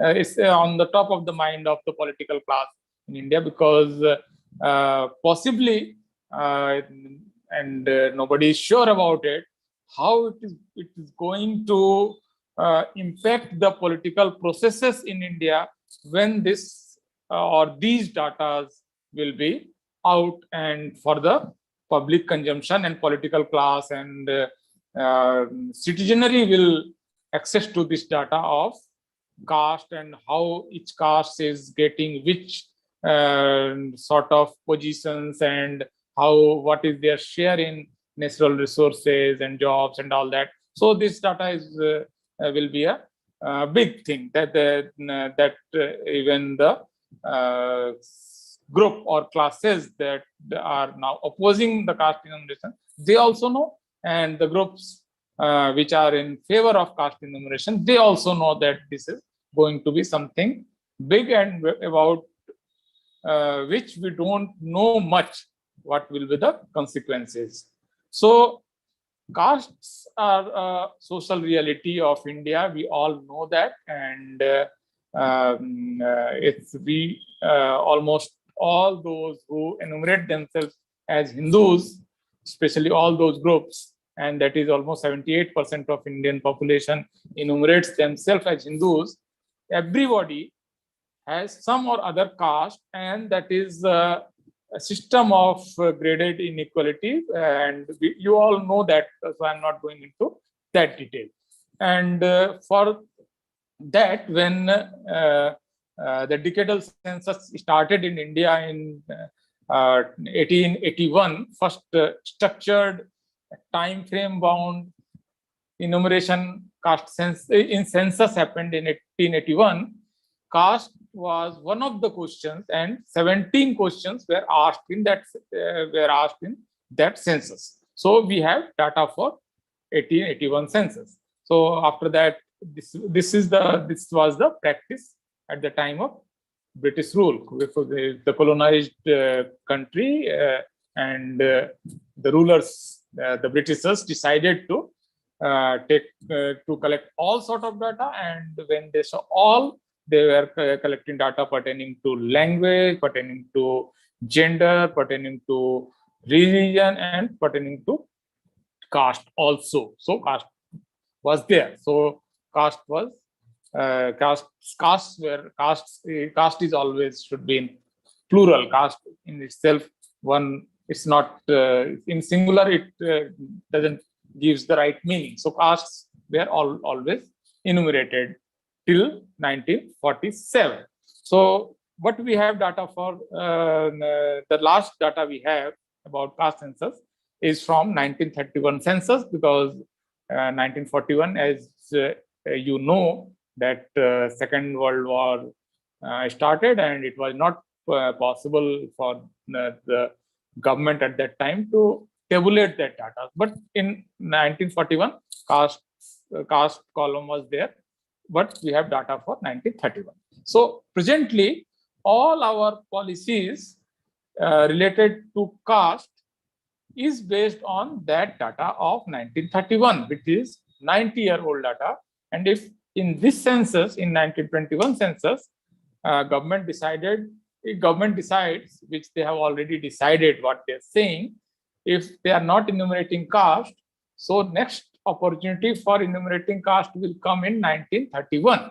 And that implies that we have to base our policies, so many policies, OBC Development Fund, reservation, OBC scholarship, OBC fund going to different states from the center, all these things, OBC Development Bank, if they set up something like that.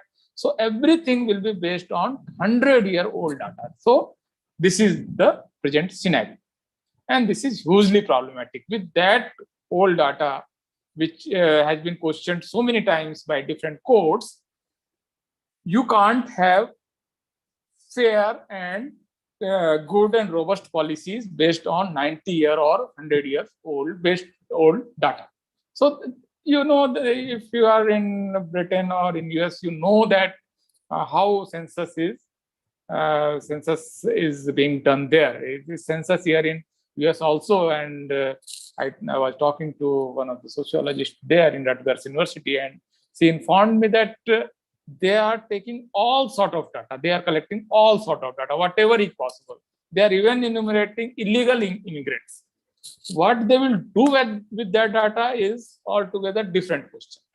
They may not do anything with that data, but not having data is the worst thing that a census can produce. So Indian government very strangely in 1951 decided, and that at that time Jawaharlal Nehru was the president of India and Sardar Patel was the home minister. The census operations come in under home ministry, and census commissioner and Registrar General of India works as a autonomous body of I should not say, but its administrative head is that ministry is nodal ministry is home ministry. So that government decided that as we are entering into a modern era, and as we have adopted a modern way of governance, we are adopting democracy. So we may not need this data because the caste identity will blur.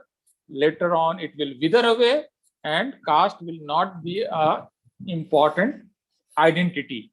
So let's not enumerate caste. But now sitting in 2021, everybody knows that that assumption was not right. Caste is still here, and caste is playing so much important role in different spheres of public and private life. Even marriage, even our friendships, we have caste-based housing societies. So caste is not enumerating caste hasn't related in withering away of caste. So नहीं गिनेंगे तो खत्म हो जाएगा sort of thing never happened. नहीं गिना तो भी caste है. So वो जो main argument था for not enumerating caste, we can now safely say that that notion was not right. तो अब caste नहीं enumerate करने का basic argument उस समय खत्म हो गया. Now अभी caste अगर नहीं गिनते, if you don't enumerate caste in this census, there will be 4 big problems. So that is my second part of the deliberation, and that will be the concluding part, as I should not exceed the time limit. So there will be 4 big problems. And what are those 4 big problems that is already there and that will become more acute with the time, and in next 10 years, as we will not having data pertaining to caste, so we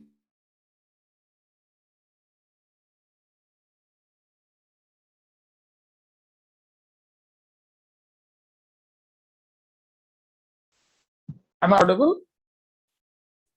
Yeah, yes, now you are back, sir. Please go ahead. Fine, I'm so sorry. So if castes are not enumerated in this data, we will have 4 big problems. Number 1, we have, as I have already mentioned, we have to base our policies on 90 years old data, and we will not have robust and judiciously framed policies for the OBCs. That implies that for 52 or 55% of population, we will not have good policies. We will not have enough scholarship. We will not have enough reservations, and affirmative action and all that will not happen. So this is one problem. Problem number 2, many caste groups which are not presently in OBC list, they are doing, they are agitating in different part of India, like Jats in northwestern part of India, Kapus in Andhra Pradesh, Patel and Patidar in Gujarat, and Marathas in Maharashtra, and so many other groups. These are the major groups. They are agitating for their inclusion in OBC category or some sort of reservation. And without data, what is the methodology of their agitation and how government deals with it? There is a pattern. As there is no data to prove anybody's point, so that social group start agitating. They do Rasta Roko, Morcha, protest, they burn buses here on their government buses, they destroy government properties, whatever. They even they file cases. So many, all sort of agitational methods they use. And as they do this sort of agitation, how the government reacts? They try to suppress the movement. And they try to suppress the movement with brute. They try to suppress the movement with brute force. They do lathi charge. They do firing on the mob. They impose several cases. They arrest people. This is how these agitations were dealt with.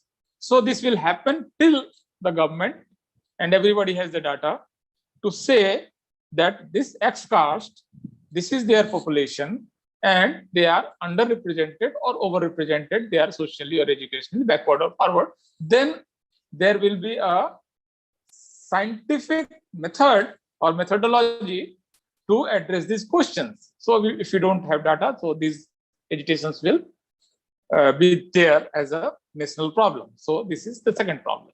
Third problem is government is contemplating to bifurcate or trifurcate this OBC list of central list into different categories based on this, based on the attainment or benefits. They are using the word benefit different caste got due to reservation. But as we don't have data, so we will not be in a position, government will not be in a position to say that these castes have got larger chunk of the reservation and these castes are not getting enough. So it will again lead to so many litigations and agitations. And as government has already set up a Rohini commission and 11 extensions were given, because this commission is doesn't have access to caste data because there is no caste data. So this is the third problem. Fourth problem is a big problem because in many of the cases, courts are asking for the data, which is not there. So these four problems will be there if caste enumeration, the government decides not to enumerate caste. So this is the time when caste should be enumerated. And the Congress, BJP has a history of scuttling the caste enumeration. They have scuttled it in 2001. They haven't produced, they haven't made public this socio-economic caste census of 2011 to 2016. And they are now saying that they are not going to enumerate caste. So BJP is emerging as the prime culprit in recent years, in at least last 3 decades, in not doing the thing which they should or any government should have done to collect all sociological data. And finally, the government can decide what to do with that data. That is for the government to decide. Castes are value neutral. This data is value neutral. This data is secular. This data doesn't have any caste. So my advice or suggestion to the government will be to enumerate caste. And if castes are not enumerated, OBCs should say that if castes are not enumerated, we are not going to take part in this census, because without enumerating data, you can't make good policies for us. And if OBCs are not gaining enough from the natural resources, and if they are not part of the nation building, then this whole process of nation building got disturbed, and it will not lead to a good result.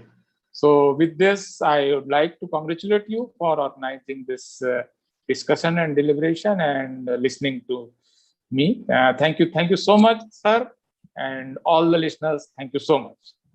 Thank you so And much, this- Dilip ji, for a wonderful message. And you could have taken some more time, as Taiwadesi mentioned, but now let's move on with the next program. I think you have a lot of information to share. I think there has to be a separate session exclusively you as the main speaker, so that you could share all the thoughts. So sorry, I have already written a book and I'm working on this topic for last 15 years.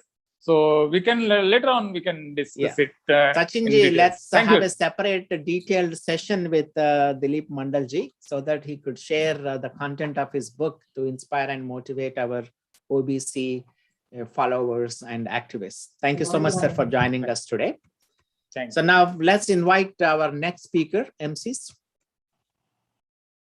Yes, sir. So the next speaker is Honorable Shri N.T. Rathod. He is an advocate, president of Akhil Bharatiya Thailik Shahu Mahasabha of Gujarat and general secretary of Gujarat Panchayat Park Vikas Manch. Mr. Rathod fought for increasing reservations from 10 to 27% in Gujarat, filed a writ petition in Supreme Court for 27% reservations, and successfully achieved the 27% reservation judgment for Gujarat. He also fought to include 39 castes in OBC in the state list of Gujarat and the central government list. Let's welcome Shri N.T. Rathod to deliver his address.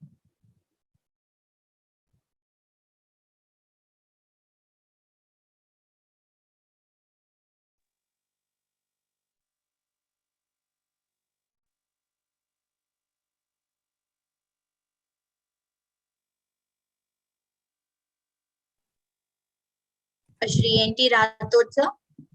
Yeah, Rathod, sir, you can start speaking, sir. We are not able to hear you for some reason. We still cannot hear you, sir.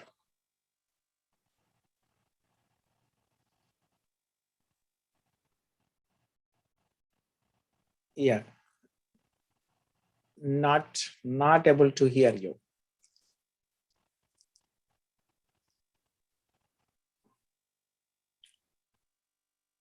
MCs, while the technical difficulties are addressed, we be prepared to introduce the next speaker.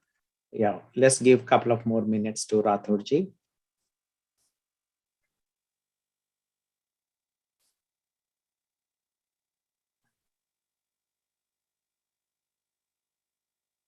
Still not able to hear you, sir.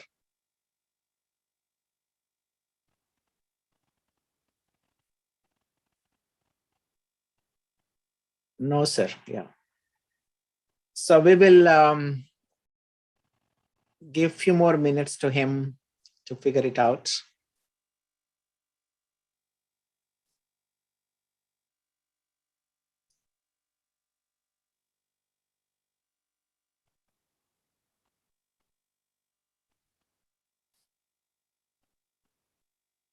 Can you come in from a different telephone, maybe? We are not able to hear you.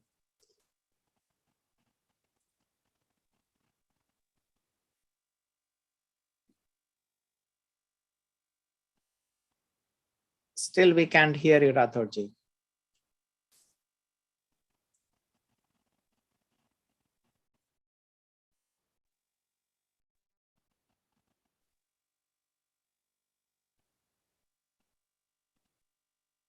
No, unfortunately, no.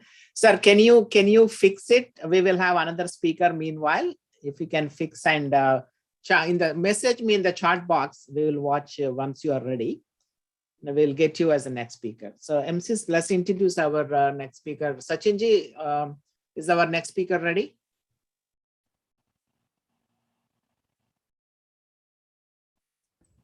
Karunanidhi, sir. Yes. Karunanidhi. MCs, please introduce Karunanidhi ji. Honorable Shri G. Karunanidhi is serving as the President of All India Union Bank OBC Employees Welfare Association. He is also the General Secretary of All India Federation of OBC Employees Welfare Association, representing nearly 45 OBC associations of central government and public sector undertakings. He wrote a book on 69% Reservation Act in Tamil and exposed the zero reservation policy adopted by central government in medical admission under all India quota seats contributed by the states. Shri Karunanidhi received the award for social justice in USA on 9th February in 2011 for his lifelong contribution to the cause of social justice. Let's have a warm welcome to Shri Karunanidhi to deliver his address.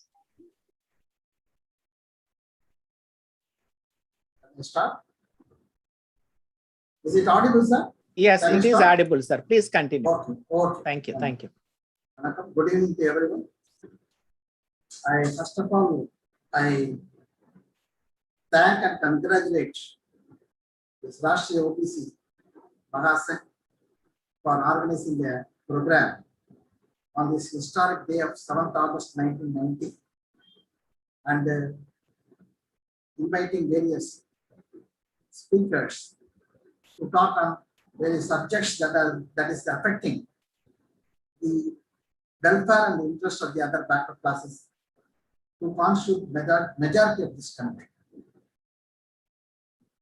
On this day, in 1990, then Prime Minister V.P. Singh, the savior of social justice, he announced 27% reservation for OBC in the central government and public sector services. One of the recommendations of the Mandal Commission report, which was kept idle for nearly a decade since 1980. Before that, I would like to thank Dr. Baban Tavade and Sachin Rajurkar and other Dr. Hari Appalapalli and other dignitaries who are joined this discussion.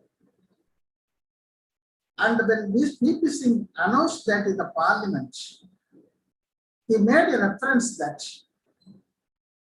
this is the realization of the dreams of Baba Sahib Dr. Ambedkar, of the great Periyar Ramaswamy and Ram Manohar Lohiya. But the irony is, the Prime Minister who initiated this 27% reservation for the majority people of this country was not able to continue in this office, and he was asked to step down, which has never happened in any part of the world. That shows the total disintegration of the OBCs and also the unawareness of the issues that has brought us backward in this country. So when we go through the recommendations, not only recommendations, but the report of the Mandal Commission, we'll be knowing the history. Why the backward classes who constitute the majority of this country should remain like this. So every one of us must read the report of the Mandal Commission. Yes, let's discuss it at length. Yes, narrated at length.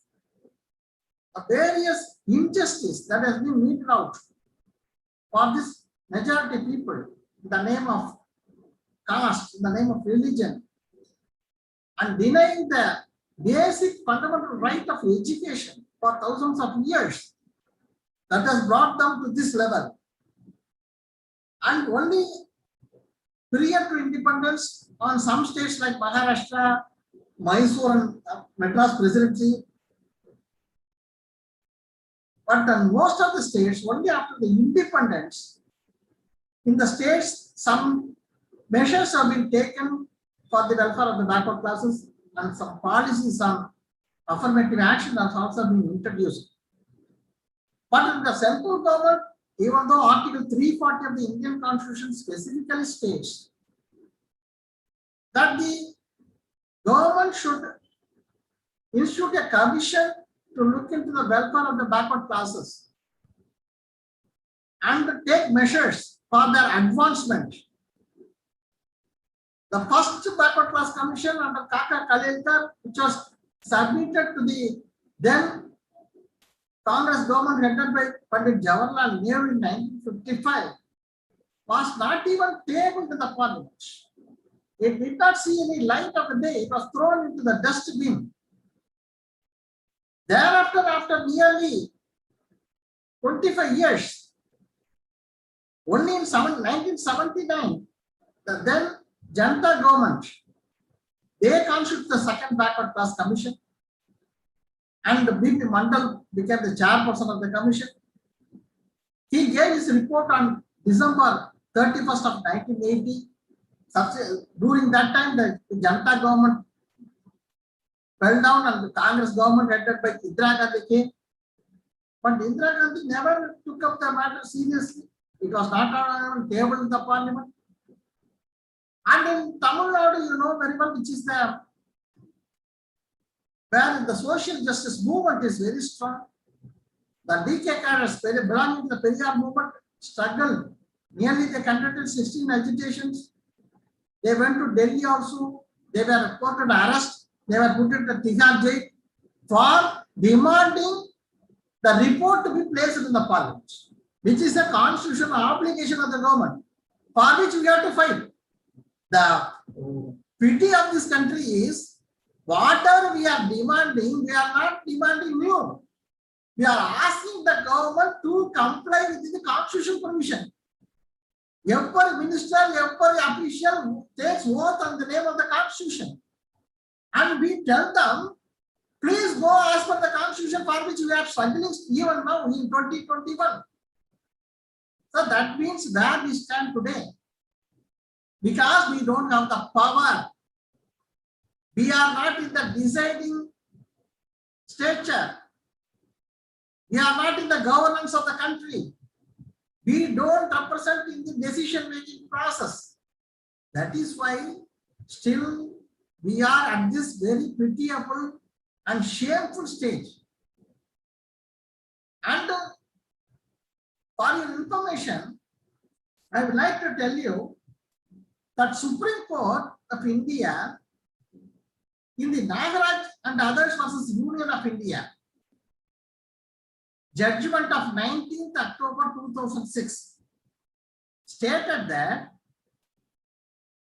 the concerned state will have to show in each case the existence of the compelling reasons, namely backwardness, inadequacy of representation, and overall administrative efficiency before making provisions for reservation. This was the judgment in the Nagaraj case in 2006. But what the government did, there is no data within the government. The government is having a data about the backward classes of 1931. Even Mandal, when he toured across the length and breadth of this country, he didn't have any data. He has to depend on 1931 census, which he has mentioned. So the percentage which he has arrived is 52% based on 1931 data. Since there was at that time one wrong interpretation of a ruling in Supreme Court in Balaji versus State of Mysore that 50% ceiling should not be breached, fearing that the fate of the first backward class commission should not also come to Mandal Commission. So he carefully restricted the backward classes to 27%, even though we are eligible for 52% as per Mandal report. And the government did not care about having a data. That is what my previous speaker, Professor Dilip Mandal also spoke, the need to have a caste census. The government doesn't have any data except SC, ST and minorities. And the government is fixing at 27% based on Mandal Commission because of the 50% ceiling, whereas in the actual terms we are nearly 60%. Because in Tamil Nadu, we are 76% OBC. So likewise in each state, you may be knowing the correct position only if the government conducts a exercise, but that is not being done. Again, in Supreme Court in 2012, April 27, in the case of UP Power Corporation versus Rajesh Kumar, the government and the court said that there should be a quantifiable data regarding the inadequate representation. Like that, it has said.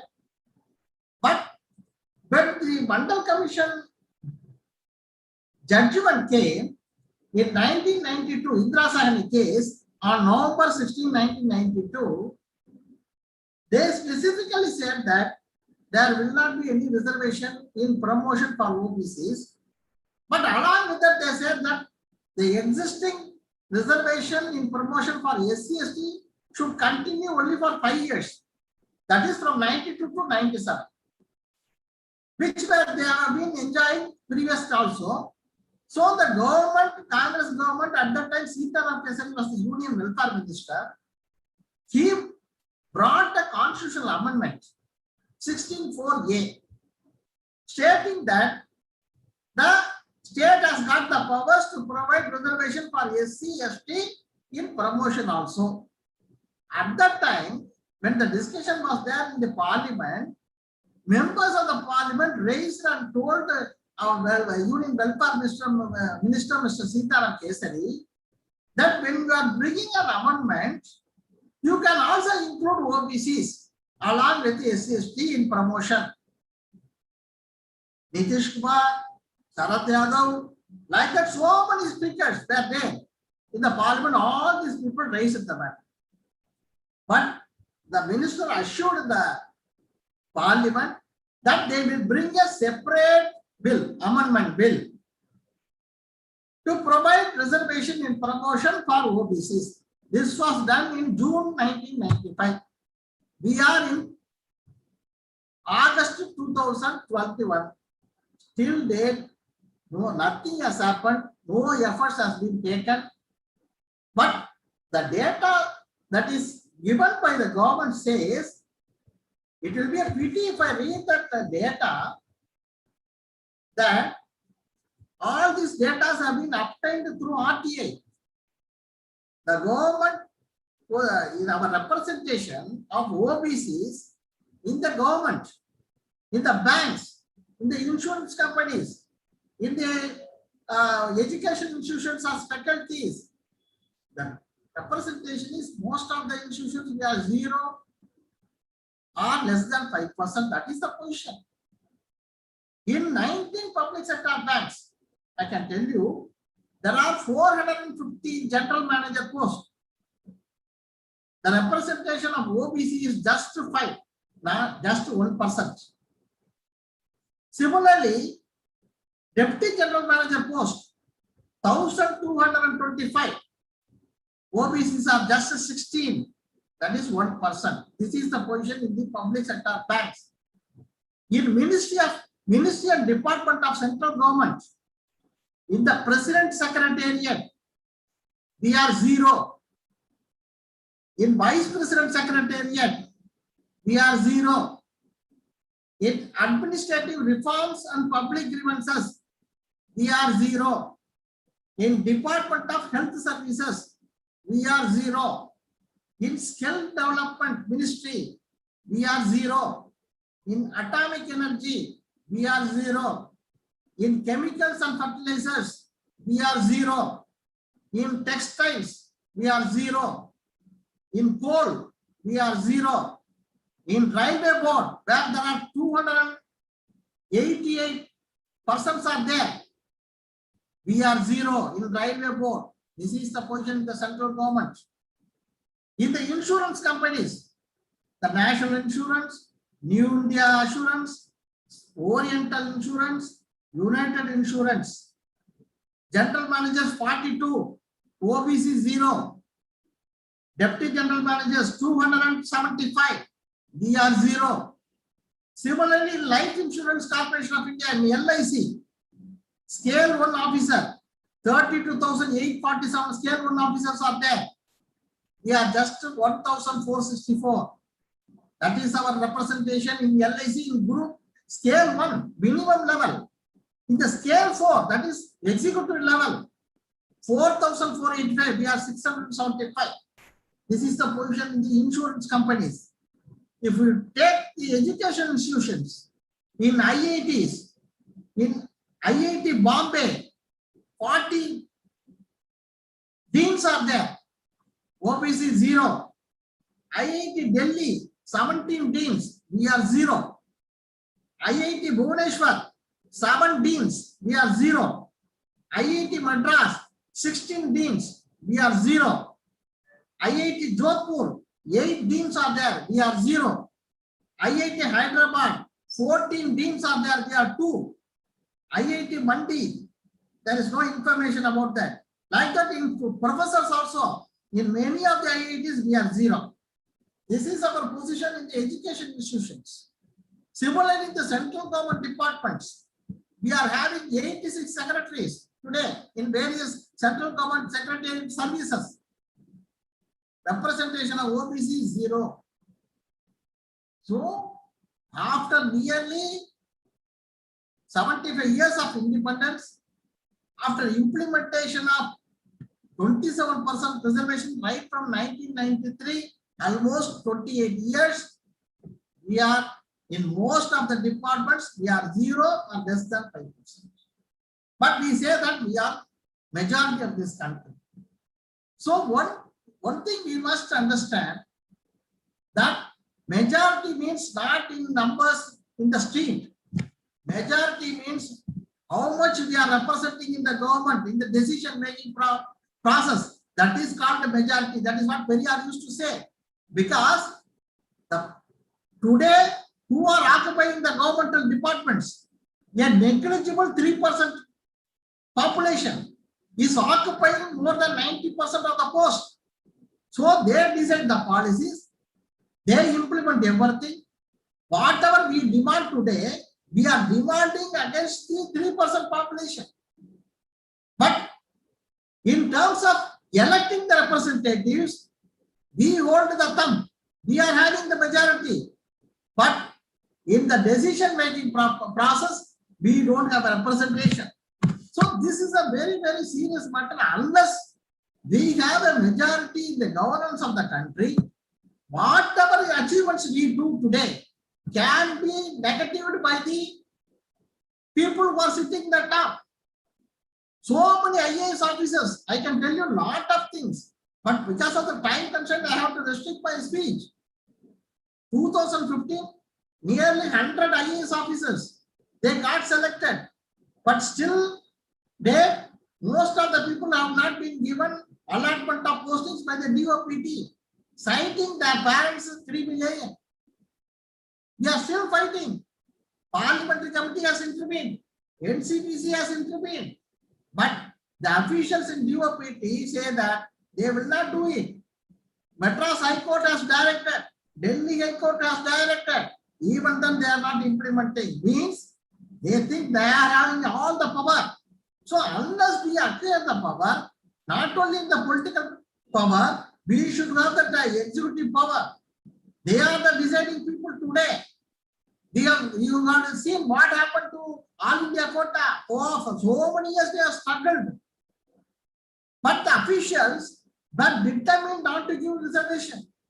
They give wrong information in the court also. They are capable of doing anything because they have been tuned for thousands of years like this. They are exploiting the people. And our backward class people, most of the people are not aware of their rights. Only some people like us, few of us, we talk much. So we must first educate among ourselves. What about the various things that is happening against the interests of the OBCs? How we have to achieve the power?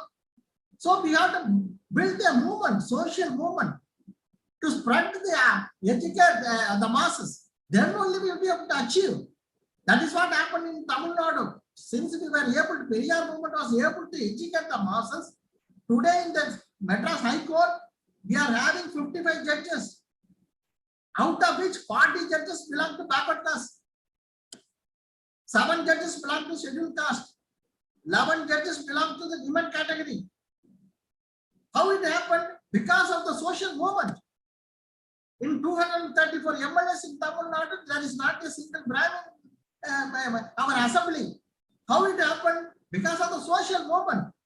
We were able to identify the people who are supporting social justice. Likewise, a national movement on which intellectuals like you, we have to join, we have to interact repeatedly. This message after interaction should not go west. It should go to the people. It should go to our people who are already working, who have been in the power. They should know what is happening. So unless we get this power, whatever we do today will not be easy. Why this caste-wise census is being stopped continuously? Because the officials sitting in the top hierarchy, they fear. Once the data is known, they will know their place. Because they are 3%, occupying 95%. So the people will come to know what is their position.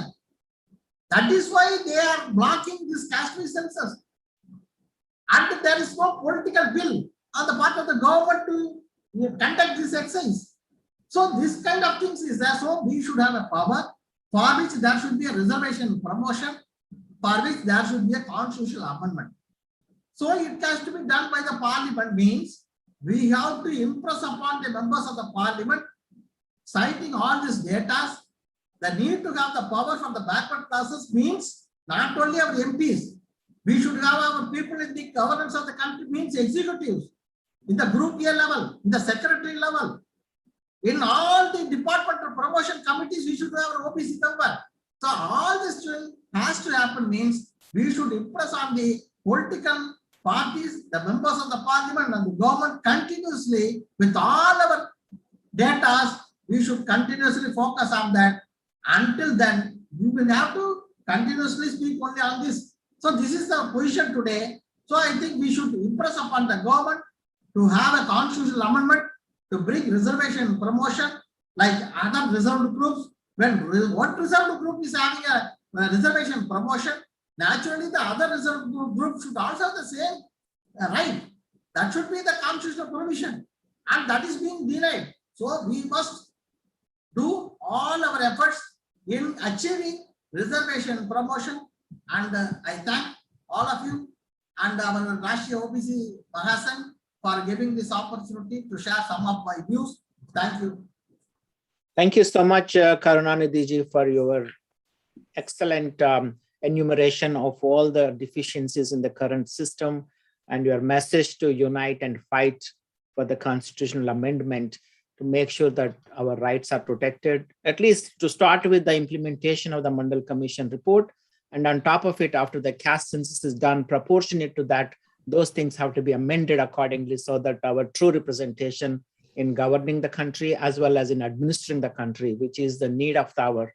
All of us being spectators, you cannot expect to change the system. So we need to be part of the system in our legislation, judiciary, as well as in execution. So thank you so much, sir, for joining and taking time and sharing your thoughts. This talk has to walk. I think the ground reality is we all have to come together to fight for our rights.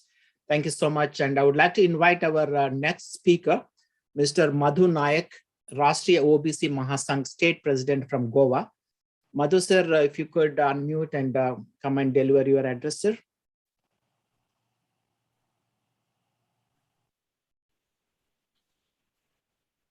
Madhu Nayak ji.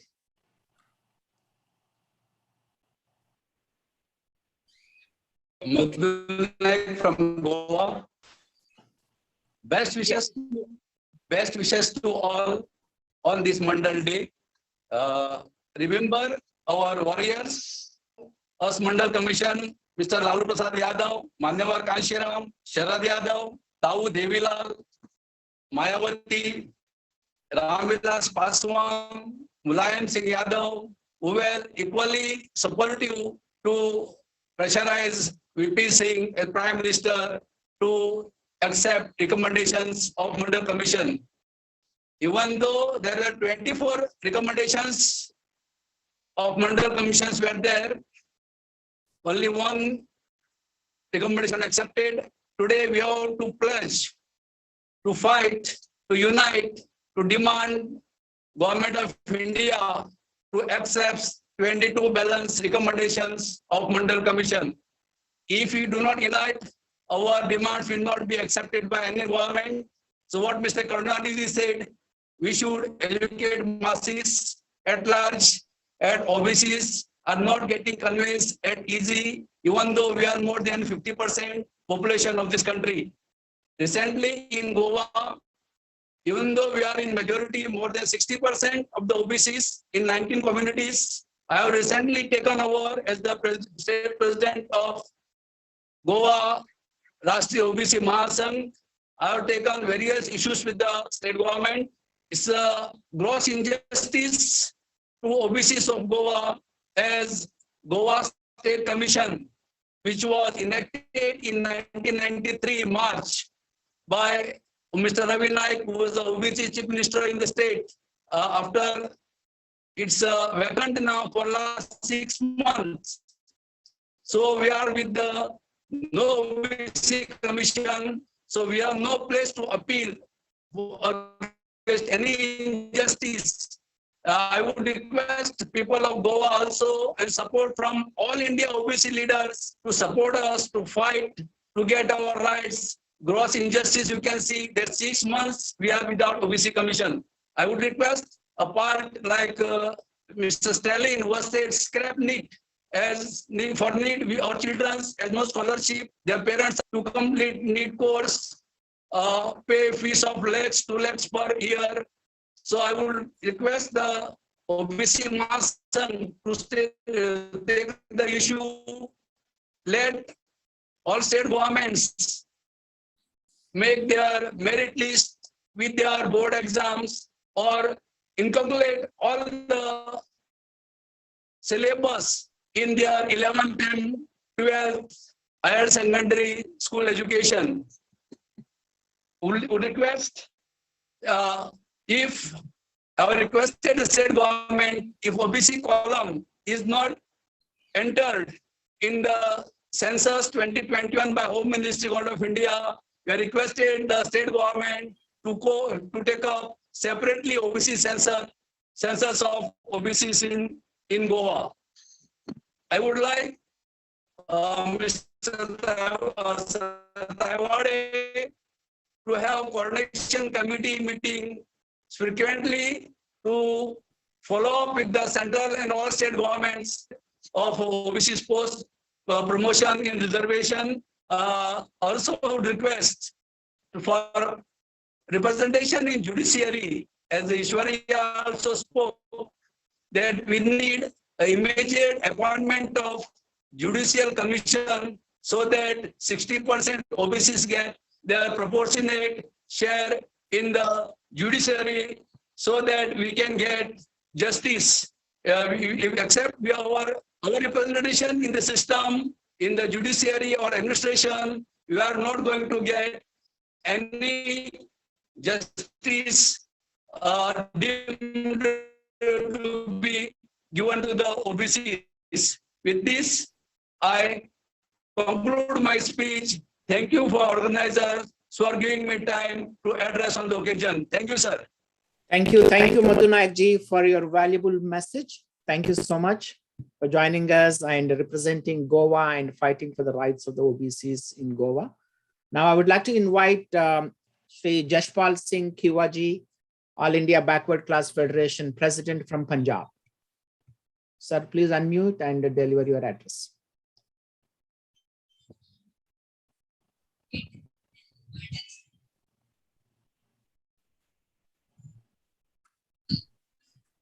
Jashpal Singh ji. हाँ जी, Please continue. सभी को नमस्कार। आज OBC महासभा महासंघ के राष्ट्रीय अध्यक्ष doctor Babban ताईवाड़े जी, doctor हरी इन्नापल्ली जी और डॉक्टर अशोक जीवा तोड़े जी और सचिन रजूलकर जी और भी कई लोग जुड़े हुए हैं। मैं समय ज्यादा ना लूं तो नाम लेने में समय लग जाएगा।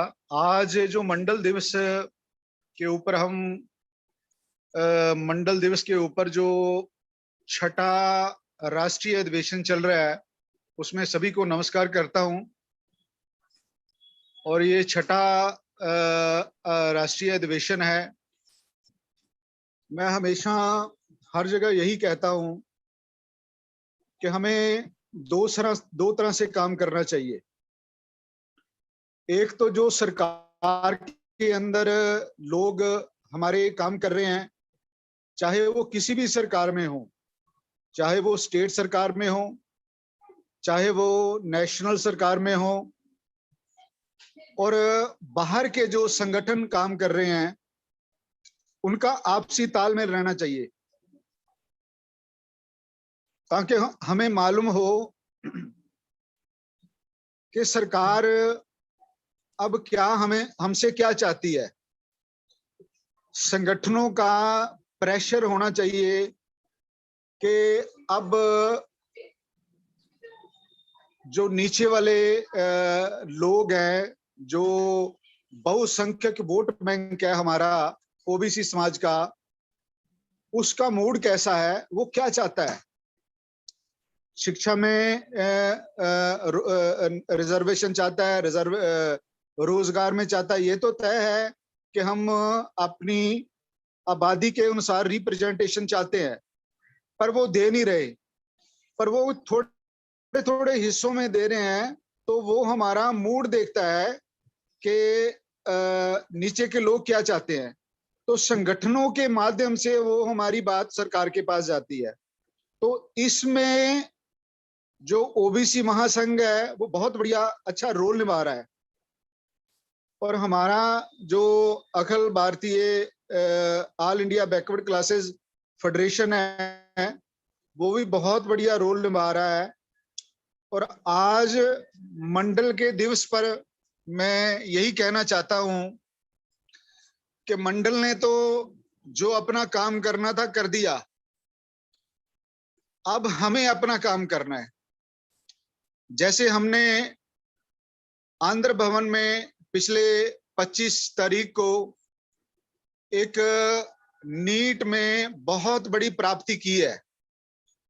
लगभग 113 संगठन वहां जुड़े थे और उन ओबीसी और एससी संगठनों का एक प्रेशर था सरकार पर, और सरकार ने नीट में हमें आरक्षण दिया।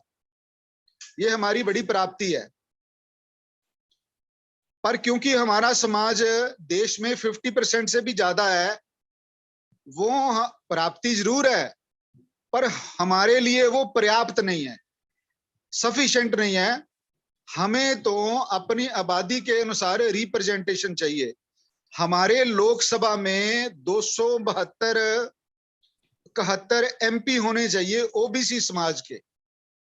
मतलब सरकार हमारे बगैर बननी नहीं चाहिए।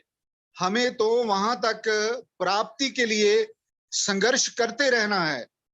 तो मैं सभी आज के इस मंच के माध्यम से ये आह्वान करना चाहता हूं कि हमें ऐसा एक बड़ा आंदोलन करना चाहिए जो राष्ट्रव्यापी हो, जो पूरे राष्ट्र को हिलाकर रख दे,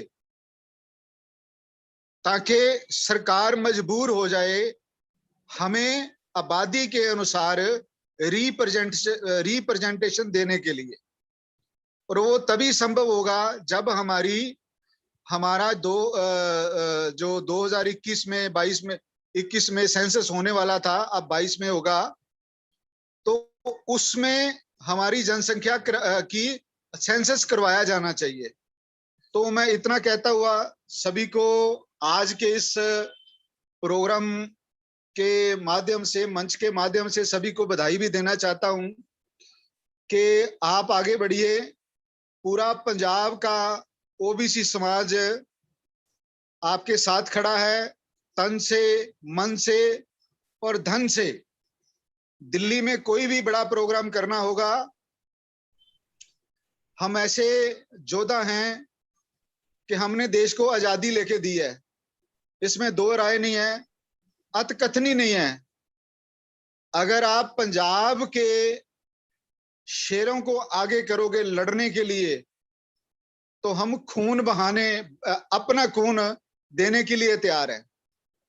तो मैं यही कहूंगा कि डॉक्टर बबन तायवाड़े जी, सचिन राजौलकर जी, ऐसा प्रोग्राम हो जो हम करने जा रहे हैं जो दिसंबर में, कि एक बार पूरे की पूरी सरकार हिल जाए और हमें हमारा जो हिस्सा है वो दे दे। इसी के साथ मैं, आपने मुझे समय दिया आज के इस मंच के माध्यम से, मैं आपका धन्यवादी हूं। अगर मैं किसी को कुछ ऐसा शब्द बोल गया हूं तो मैं माफी की जाचना भी चाहता हूं। थैंक यू सर, नमस्कार। Thank you, Jaspal ji. You touched hearts of many of the people who heard your speech today. The last word you said, man, than, or dhan. So nobody can find fault with you, anything that you spoke today. Thank you so much for being so humble also in offering if you misspelled anything. But thank you for joining us today and sharing an inspirational speech.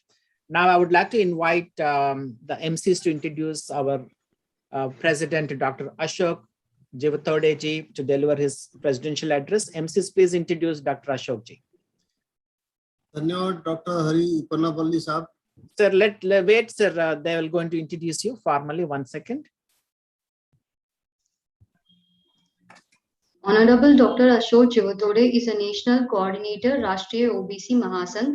He is a chief reformer in the field of education and also a prominent social political activist in the area of East Vidarbha. Dr. Ashok Jivatode is a secretary of Chanda Shikan Prashikan Mandal, Chandrapur, a renowned educational institute in East Vidarbha. As a national convener of Rashtriya OBC Mahasangh, he arranged many grant programs in East Vidarbha for the awareness of other backward classes successfully. He also worked in the development of separate Vidarbha state and involved in a separate Vidarbha state movement. Dr. Ashok fought for the social upliftment of the OBC society for the OBC movement. He's actively participated almost in all activities of OBC fraternity. Let's welcome Honorable Dr. Ashok Jivatode to deliver his presidential address. धन्यवाद जी. आज के राष्ट्रीय OBC महासंघ के 6वें अधिवेशन के अवसर पर हमारे राष्ट्रीय अध्यक्ष सम्माननीय डॉक्टर बबन तायवाड़े सर, यह अधिवेशन के मौके पर जिन लोगों ने हम सबको संबोधित किया, वो आदरणीय जस्टिस वी ईश्वरिया साहब, यहाँ पे डॉक्टर नारायण मुंडे साहब ने जो संबोधन किया, दिलीप मंडल साहब ने संबोधन किया, हमारे गोवा में जो माजी सभापति थे डिप्टी चीफ मिनिस्टर आदरणीय दयानंद नार्वेकर साहब ने संबोधित किया, अभी जसवाल सिंह खिवा साहब ने हमको संबोधित किया, हमारे मित्र गोवा प्रदेश राष्ट्रीय ओबीसी महासंघ के चेयरमैन मधुजी नाइक ने संबोधित किया. सभी के संबोधन पर आज जो मंडल दिवस है 7 अगस्त, इस दिन, और राष्ट्रीय ओबीसी महासंघ का जो स्थापना दिवस है वो भी 7 अगस्त है. आज 6वें अधिवेशन पे सभी लोगों ने ऑनलाइन पे हम लोगों को संबोधित किया और सभी लोगों की जो मांगे हैं वो है मंडल दिवस के अवसर पर जो मंडल आयोग की जो सिफारिशें लागू होना चाहिए वो आज तक हुई नहीं. मंडल कमीशन यानी पिछड़ा वर्ग आयोग की ज्यादातर सिफारिशें अभी भी धूल फाक रही है. इस पर चर्चा करने को कोई तैयार नहीं है कि समाज के वंचित तबके के उत्थान के लिए की गई संस्तुतियां अब तक लागू क्यों नहीं हुई. कमीशन ने पूरी योजना लागू करने के 20 साल बाद इसकी समीक्षा करने की सिफारिश की थी.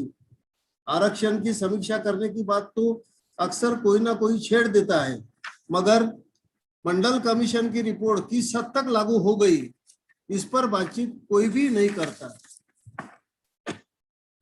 आज मंडल आयोग की जो सिफारिशें हमें लागू होती हुई दिखाई दी है, उसमें 2 बिंदुओं पे अपने को ध्यान देना चाहिए कि 2 ही सिफारिशें मंडल आयोग की लागू हुई.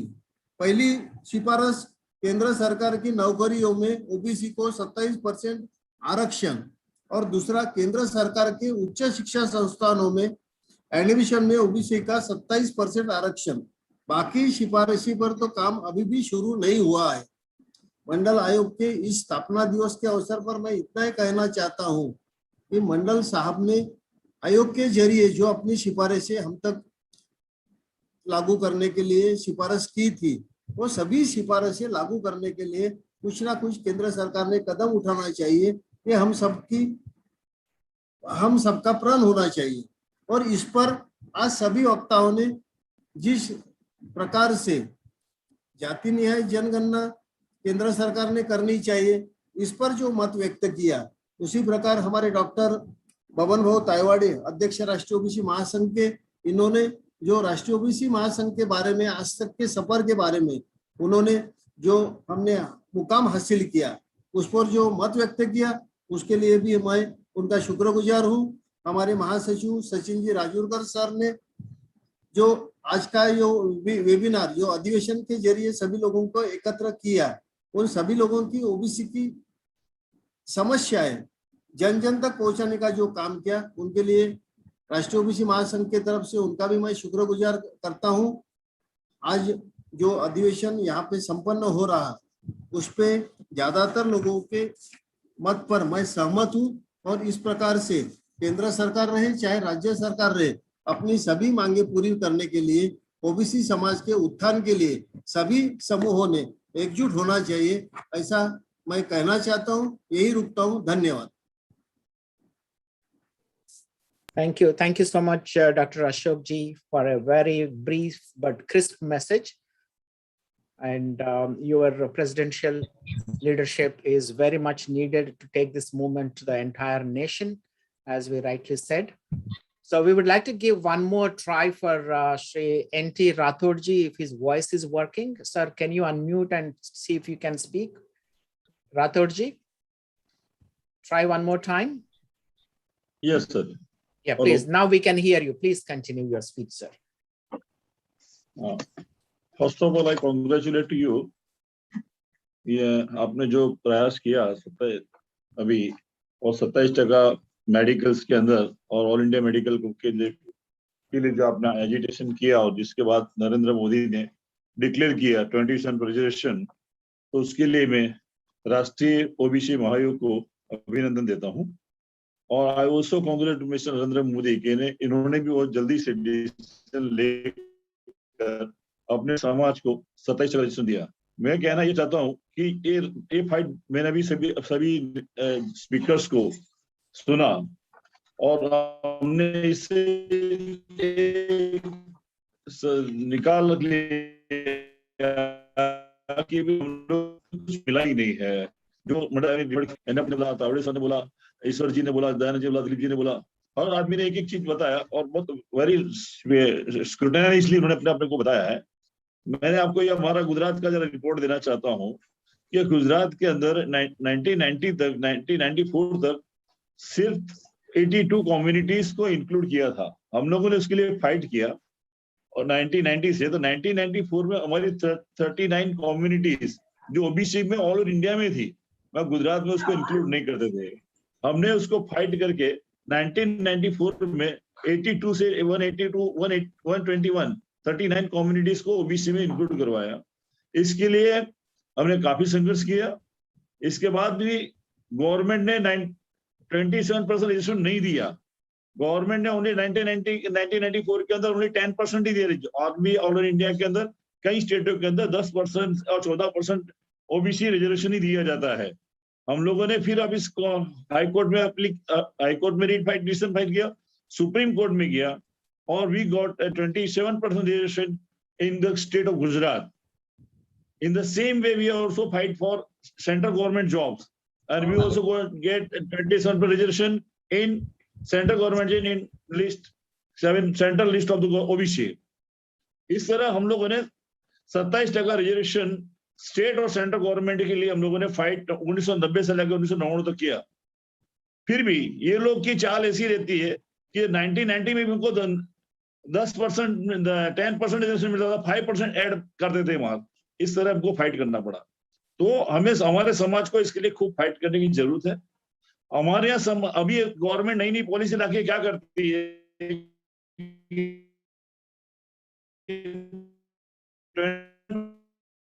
तो लेडीज को 27% रिजर्वेशन भी गवर्नमेंट तलाटी की पोस्ट, रेवेन्यू ऑफिसर की पोस्ट उन्होंने भर दी। और no OBC vegetation, no OBC Mahasangh take any agitation against them. और आज गवर्नमेंट ये करने जा रही है कि 27% रिजर्वेशन को कैसे उड़ाया जाए और SC/ST 20% सानी केसेस के अंदर कि भाई 25% reservation should be given to ladies, but anyhow they are directing and they are doing this work or nobody take the objection of it. Second thing वो है कि हमारे यहाँ Madhav Singh Solanki 3 times he was the chief minister of OBC, Madhav Solanki from Congress। उसने जब मैं उनको REET petition करने के लिए सुप्रीम कोर्ट में गया, जब उनके बंगले पे उनको मिला तो उन्होंने मुझे ये कहा कि mister Rathore 85% of the MLA हमारे OBC के थे। It is very unfortunate that कि मेरी गवर्नमेंट गिरा दी गई। हमारे लोगों ने हमारे सरकार को नीचे गिराई, खाम थियरी यूज करके इस गवर्नमेंट को OBC सरकार को लाया था। मगर हमारे it is very bad luck that we do not support our SC, our OBC peoples, those who are very proper, who are very honest, yet we are not helping them. Second thing is that my friend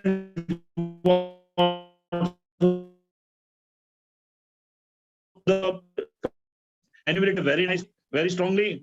Now Goa people told me that in Gujarat, में 1478 is the date, cut-off date. If I am Teli, if I am settled, I am from Rajasthan, if I settled in Gujarat and before 1978, I will get the reservation of OBC. But if my friend will come after 1978, he will not get the reservation. In the same way, Modi from Gujarat, if he settled in Maharashtra, if he has no government revenue records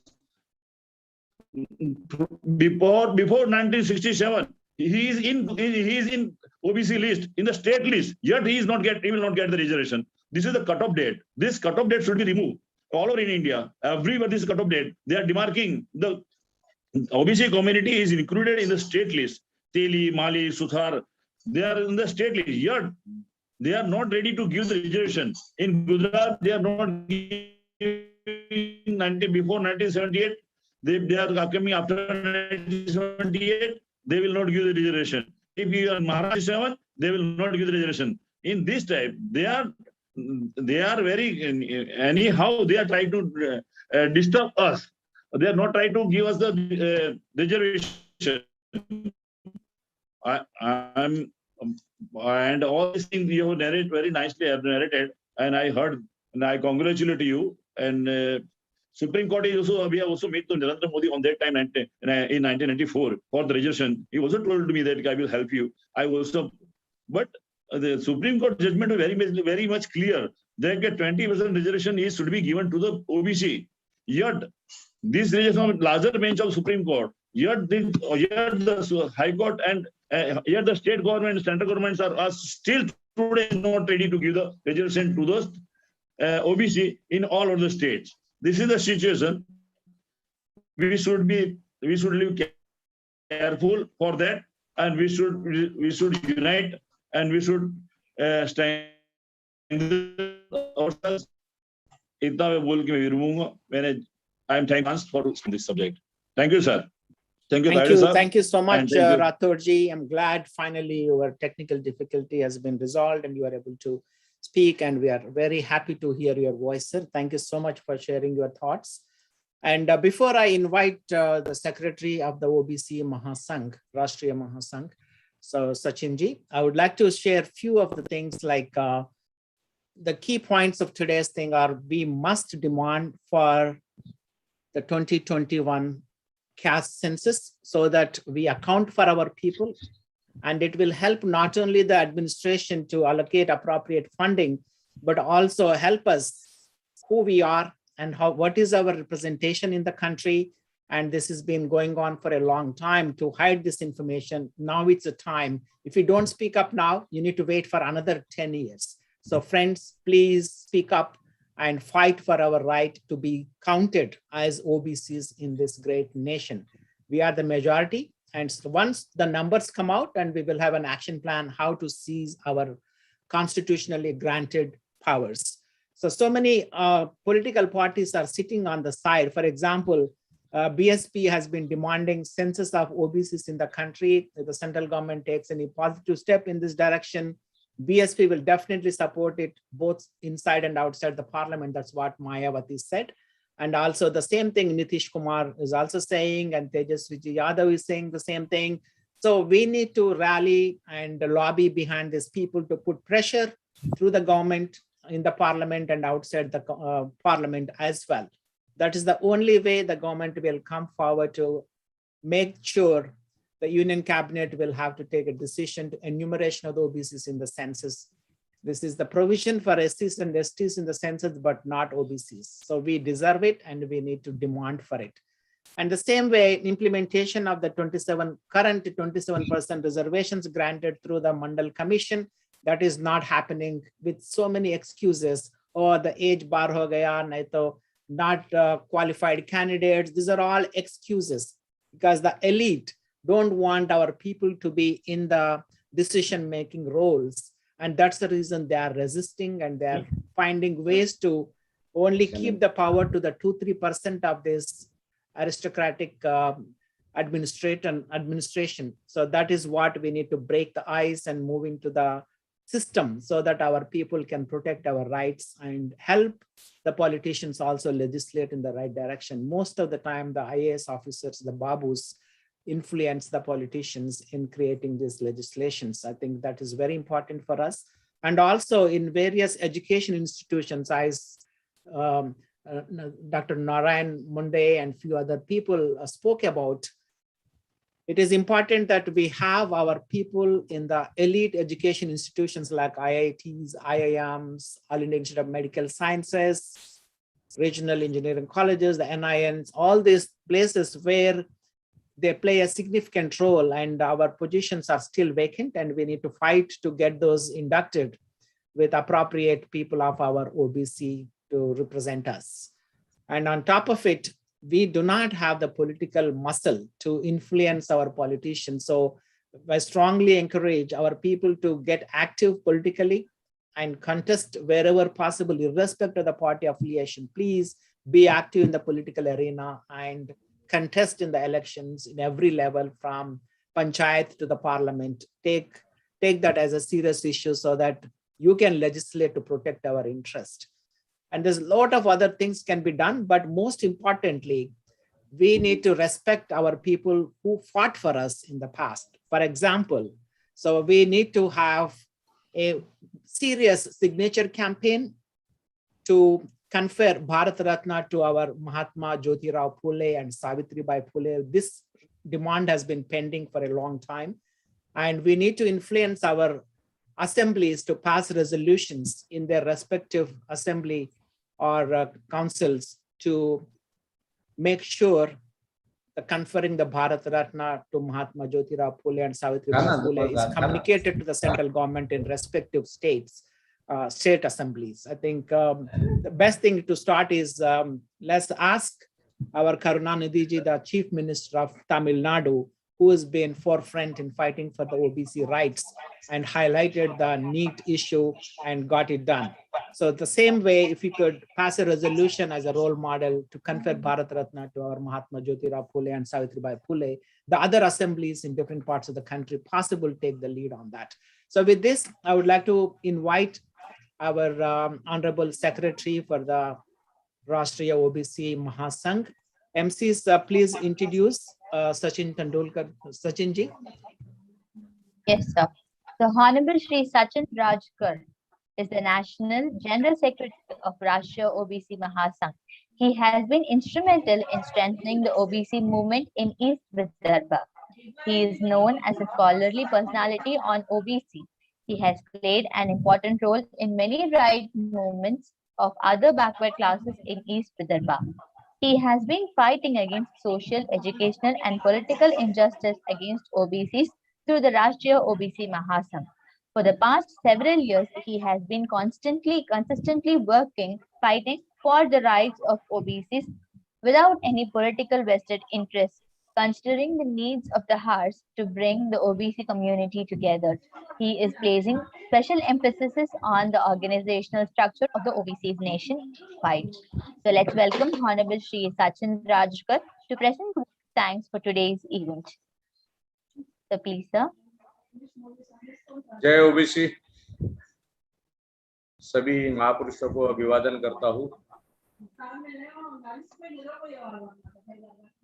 आज के छठे अधिवेशन में उपस्थित आज के webinar के अध्यक्ष अशोक जी जुतोड़े और हमारे राष्ट्रीय ओबीसी महासंघ के प्रेसिडेंट बबन राव तायवाड़े जी और जिन्होंने अमेरिका से ये वेबिनार तो हमने उनके माध्यम से हुआ, वो हरी पन्नापल्ली जी और जिनका हमने सत्कार किया वो नारायण मुंडे जी और हमारे आदरणीय जस्टिस साहब जस्टिस ईश्वरिया जी और हमारे दूसरे गेस्ट गोवा के deputy chief minister Dayanand Narvekar ji और हमारे जो स्पीकर थे कलकत्ता से आए इंडिया टुडे के दिलीप मंडल जी और दूसरे हमारे साथी जिन्होंने मेडिकल में 27% रिजर्वेशन मिलने के लिए पूरा डाटा कलेक्ट किया और सभी पार्टी को उन्होंने दिया, वो हमारे करुणानिधि जी और दूसरे हमारे स्पीकर्स राठौड़ जी, इन्होंने अपने अपने विचार रखे और उनका सभी का मैं राष्ट्रीय ओबीसी महासंघ की ओर से आभार व्यक्त करता हूं। और जो पिछले साल भी हमारा वेबिनार सक्सेस करने के लिए लीड इंडिया फाउंडेशन ने जो मेहनत की, हमारे लीड इंडिया फाउंडेशन के चेयरमैन हरी पन्नापल्ली जी, उनकी साथी राम सर और जिन्होंने जो एमसीस ने पूरा बायोडाटा सभी का ये किया, उनका सभी का आभार व्यक्त करता हूँ। और जो हमारे साथी है कुशाल चंद्र बोपचे जी, हंसराज जहांगीर जी, श्रीनिवास जाजुला जी, जसपाल सिंह खीवा और हमारे संगठन के सुभाष जी घाटे, श्याम जी लेड़े, मधु नाइक और लक्ष्मी नारायण जी, चेतन शिंदे, रोशन कुंभलकर, सुषमा भट्ट, रेखा ताई बाराहाते, कल्पना मानकर ताई और हमारे सभी राष्ट्रीय ओबीसी महासंघ के पूरे संगठन के पूरे पदाधिकारी और जिन्होंने ये कार्यक्रम को देखा, उसका आस्वाद लिया, उन सभी दर्शकों का, पूरे ओबीसी बांधवों का आभार व्यक्त करता हूँ। यहाँ पर हमारा हौसला बढ़ाने के लिए जो हमको साथ दिया, सभी दर्शकों का आभार व्यक्त करके ये मैं आभार व्यक्त करता हूँ। जय OBC.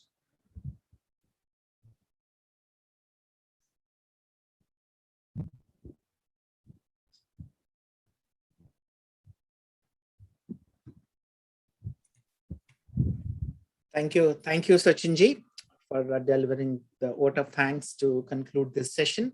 Again, I would like to thank Rashtriya OBC Mahasangh for giving me this opportunity to host today's webinar. It is very enlightening. I think this talk has to walk to reach the masses. And I would like to congratulate again the President Baban Rao ji, Secretary Sachin ji, and President Ashok ji, and all the participants today who joined us and shared their views. And I hope the people who are watching this show live on YouTube and various other channels get inspired and get activated to take this message to the masses of our OBC brothers and sisters, to communicate to the various governments in different levels to grant us the constitutionally available rights allocated by our great leaders, Dr. B.R. Ambedkar, and so many other great people. So it's time for us to unite and collaborate and complement each other to make sure that our voice is heard at the state and central level so that the constitutionally granted rights are implemented appropriately to start with. And also after the census is completed in 2021, we demand that the government of India to announce the results very transparently so that we get counted. That way we could represent in different levels proportionate to our population. Thank you so much for joining us today, and stay blessed and stay safe wherever you are during your travels. Thank you. Thank you.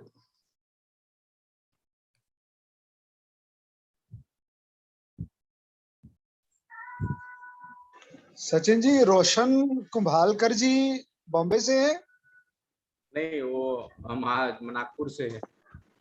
Nagpur से है? उन नागपुर से? Yes. अच्छा, उनका number, अब तो programme खत्म है ना? हाँ जी, हाँ जी, सेंड करता हूँ। कुंभालकर जी का नागपुर का नंबर मिल जाएगा? या कुंभकार समाज से है ना वो संबंधित? नहीं, प्रोग्राम क्लोज करो, बाद में बात करेंगे। कंक्लूड करो। वो आपसे फोन पे बात कर लेंगे। ठीक है, ठीक है। हाँ, ठीक है ताईवाड़ा जी। जी।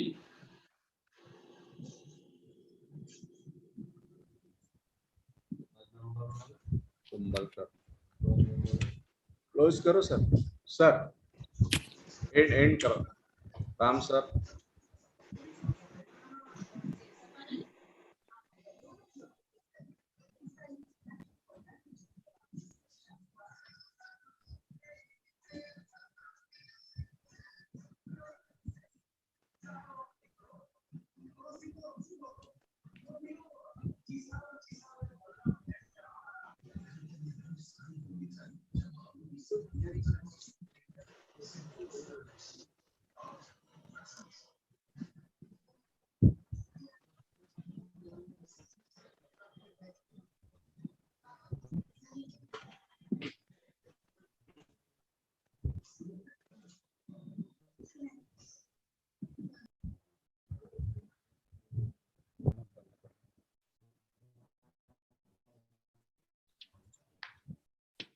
So, as requested, I'm ending the meeting now. Sachin bhai. Yes.